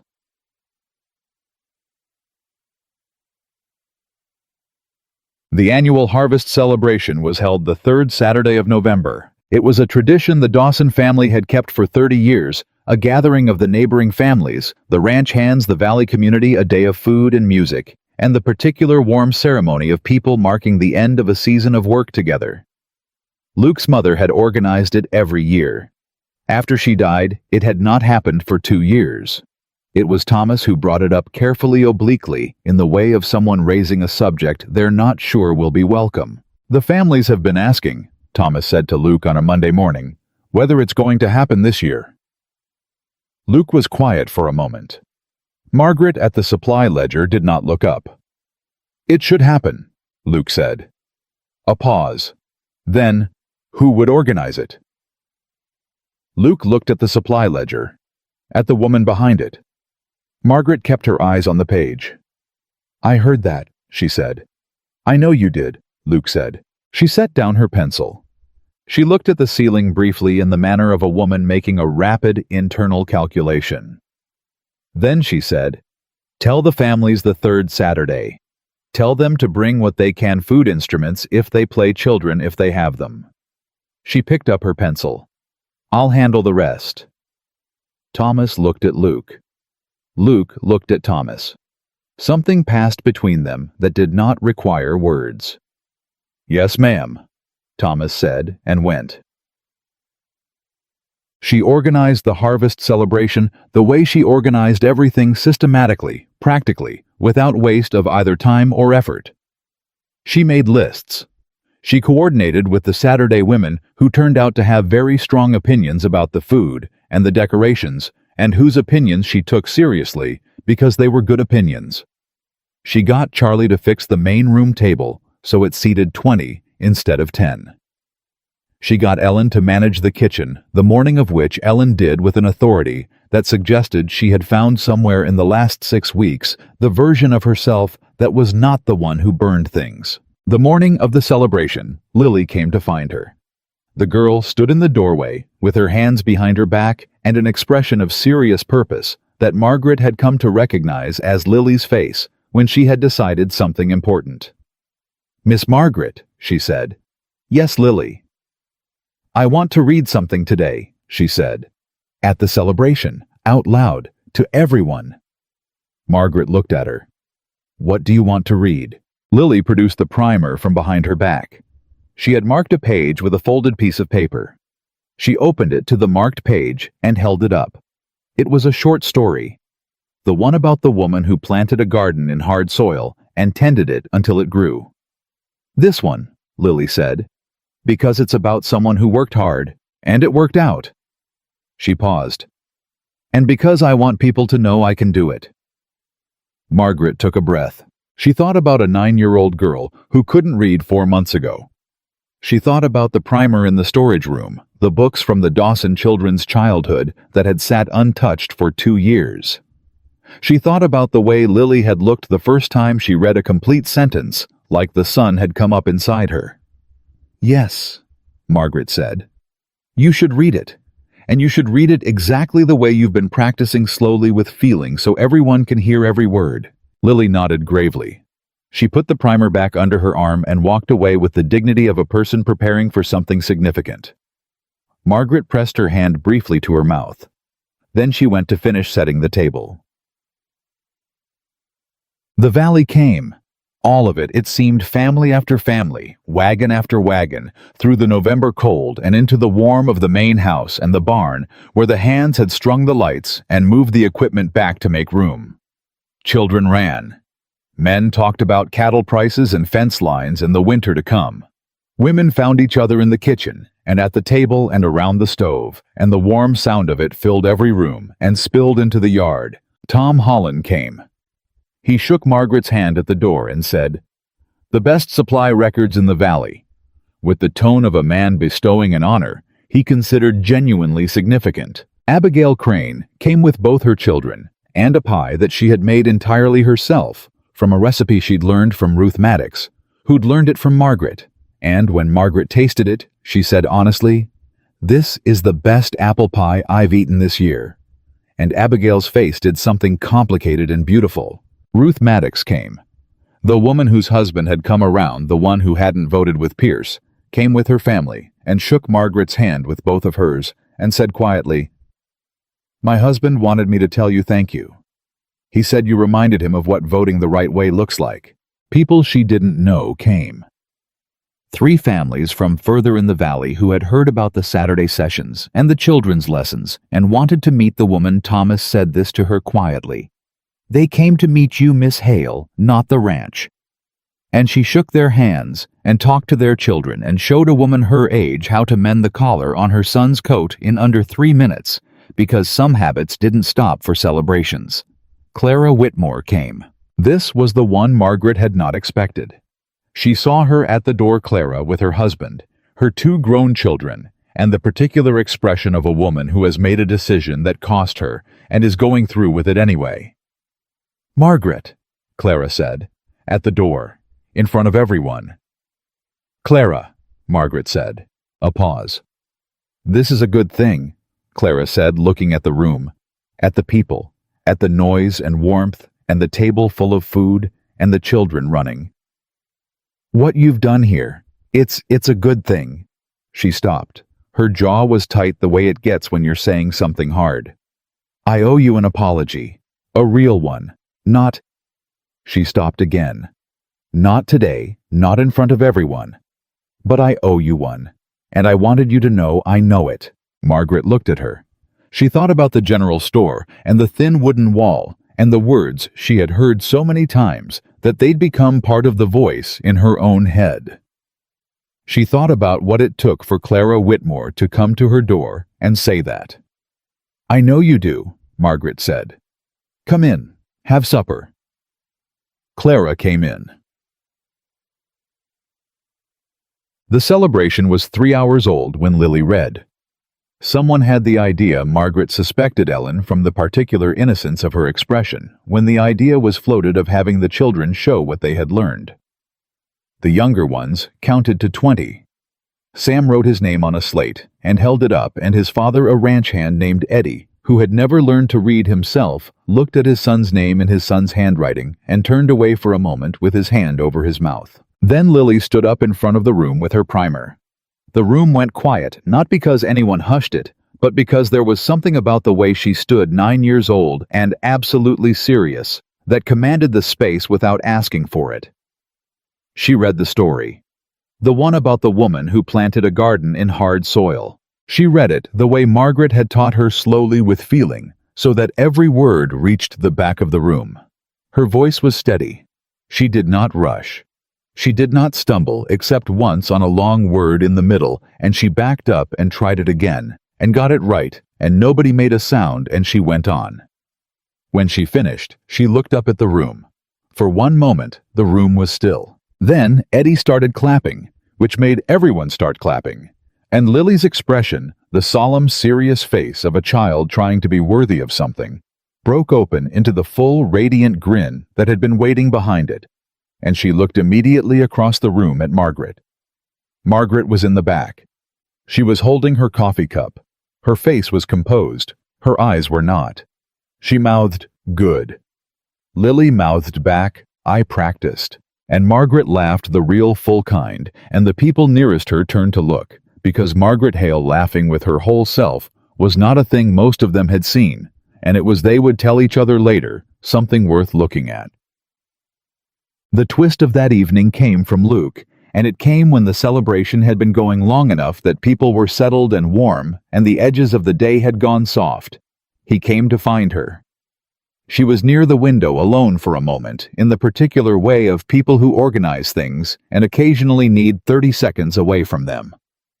She heard him come, the even footsteps, the specific weight of them, and she turned before he spoke. He had something in his hand. She looked at it. A small box wood, old, the kind of box that had been kept, not recently acquired. Something from a drawer or a shelf, something with history. "This was my mother's," he said. "She told me once when I was old enough to listen to that kind of thing that she'd gotten this when she was 17, from her grandmother. She said her grandmother told her, 'Give it to someone who has earned it, not someone young, not someone pretty, not someone convenient.'" He paused. "Someone who has earned it." Margaret looked at the box. "Luke," she said. "I know the order of things," he said. "I know there are steps. I know this is fast by some people's reckoning." He set the box in her hands. "But I have watched you for 4 months. I have watched you fix what was broken and teach what was unknown and stand in front of a room full of people who doubted you and not flinch. Not once." He looked at her. "And I know I have known for a while that there is no one else. There wasn't before you came. There won't be after." He paused. "I'm not asking you to decide tonight. I'm asking you to understand what I'm saying. The rest can happen in whatever order makes sense." She looked down at the box in her hands. She opened it. A ring. Simple. A thin gold band with a small stone, dark blue, the color of the dress she had worn to the association meeting. Old. Real. The ring of a woman who had worked hard and loved well and died knowing both things mattered. She looked at it for a long time. Then she looked at Luke. You said your mother gave it to someone who earned it, she said. She did, he said. My father. He was 37. She was 34. Something in her chest moved. They weren't young, she said. No, he said. They were ready. He paused. There's a difference. She looked at the ring. At the hard work inside it, the whole life of a woman she had never met but recognized entirely. The woman whose books were in the storage room, and whose system she had continued, and whose ranch she had brought back to itself. She thought about Ruth's letter. Don't be sensible about it. She thought about the rule she had lived by for 12 years. Don't want what you haven't been offered. She had been offered it. It was in her hands. She looked at Luke. I'm not deciding tonight, she said. He nodded immediately. I know. But I'm not giving it back, she said. Something happened to his face. Slow, unstoppable, the expression of a man who has been contained for a long time and is letting something through, finally all the way. Good, he said. She closed the box. She held it in both hands. She held his eyes. I have one condition, she said. Tell me, he said. The bunkhouse window gets a proper frame before winter, not a patch, a frame. He blinked. Then he laughed, a real one, full the laugh of a man who has been caught entirely off guard by someone he should have known by now to expect anything from. Done, he said. And the south fence line, third section, the posts need. Margaret, he said, still laughing. I'm being practical, she said. You're always practical, he said. I love that about you. The word love landed in the room between them simply without ceremony, the way Luke Dawson said everything, because he meant it completely and saw no reason to dress it up. She felt it go all the way down. The fence posts, she said quietly. Her voice was not quite steady. First thing Monday, he said. She nodded. She pressed the box against her chest. She turned back toward the room, toward the noise and the warmth and the people. All these people that this ranch had gathered, and she felt him come to stand beside her shoulder to shoulder, and she did not step away. Ellen found her later. Not immediately. Ellen had the good sense to let the moment be what it was for as long as it needed to be, and Margaret loved her for it. But when the celebration was winding down, and the families were beginning their cold drives home, and the children were being bundled into coats, Ellen appeared at her elbow with her characteristic silence that was not silence. Margaret showed her the box. Ellen opened it, looked at the ring, looked at Margaret. Are you going to say yes? She asked. I'm going to say yes, Margaret said. Not tonight. In my own time, in my own way. She paused. But yes. Ellen closed the box carefully. She handed it back. Good, she said. You deserve a ring that has history in it. You deserve something earned. She paused. Mama would have liked him. Margaret's throat tightened, just slightly. She would have liked him very much, she said. Ellen took her arm. They stood together at the edge of the room, sisters watching the last of the celebration unfold, the children being gathered, the men shaking hands, the women making the particular plans that women make at the end of a good evening, the ones that mean I will see you again and soon, and I will look forward to it. Sam came running past them in a coat 2 sizes too big that his mother was still trying to button. Miss Margaret, he shouted without slowing down. I wrote my name 9 times today and it was right every time. I know, she said to his disappearing back. I counted. His laugh traveled back to her across the room.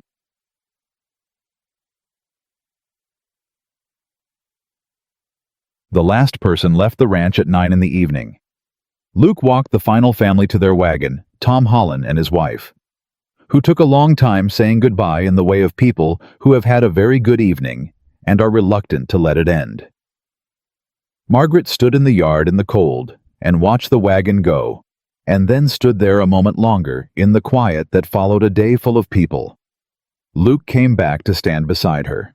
They stood in the yard together in the cold November dark, the ranch settled and quiet around them, the light still on in the main house where Ellen was doing dishes, with the particular efficiency of a woman who has decided to be indispensable.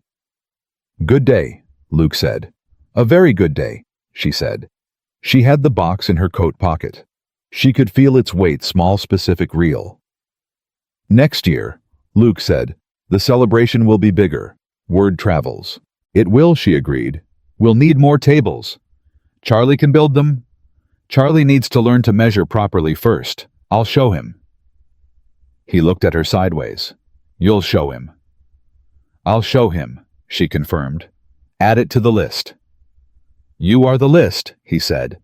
"Then add it to me," she said. He was quiet for a moment. Then quietly, simply, without ceremony, "Margaret." "Yes," she said. Not yes as an answer to a question he hadn't yet asked. Yes as the thing she had already decided, the thing she had been deciding since the road home from Millhaven, when he'd covered her hand with his in the dark. The thing she had known, with the certainty she reserved for things she had tested against reality and found to be true. He turned to look at her. Really look, the full, clear, unguarded look. "Yes," she said again. Steady. Certain. Hers. He took her hand. Right there in the yard, in the November cold, with the lights on in the main house, and Ellen doing dishes, and the ranch breathing quietly around them.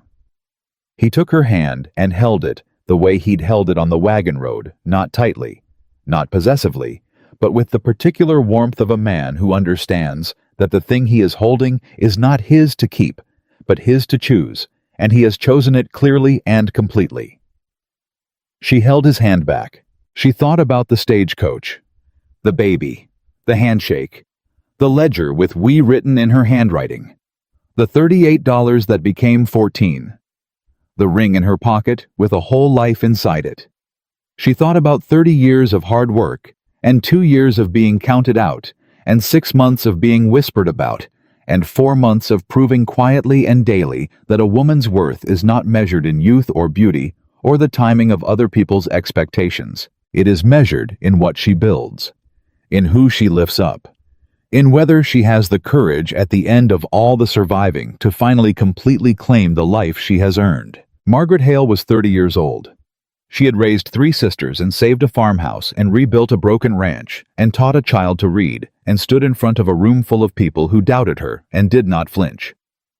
She had been called past her prime and convenient and unfortunate and dried up and desperate, and every single person who had said those things had been wrong, and she had known it, and she had kept working anyway, and she had come out the other side of all of it with her back straight and her records immaculate, and her heart finally at last with her whole permission open. She was not nobody's first choice. She was Luke Dawson's only choice, and she was standing in the cold November dark of a ranch that had become her home, holding the hand of a man who had looked at her on a stagecoach and seen not what she lacked, but what she was.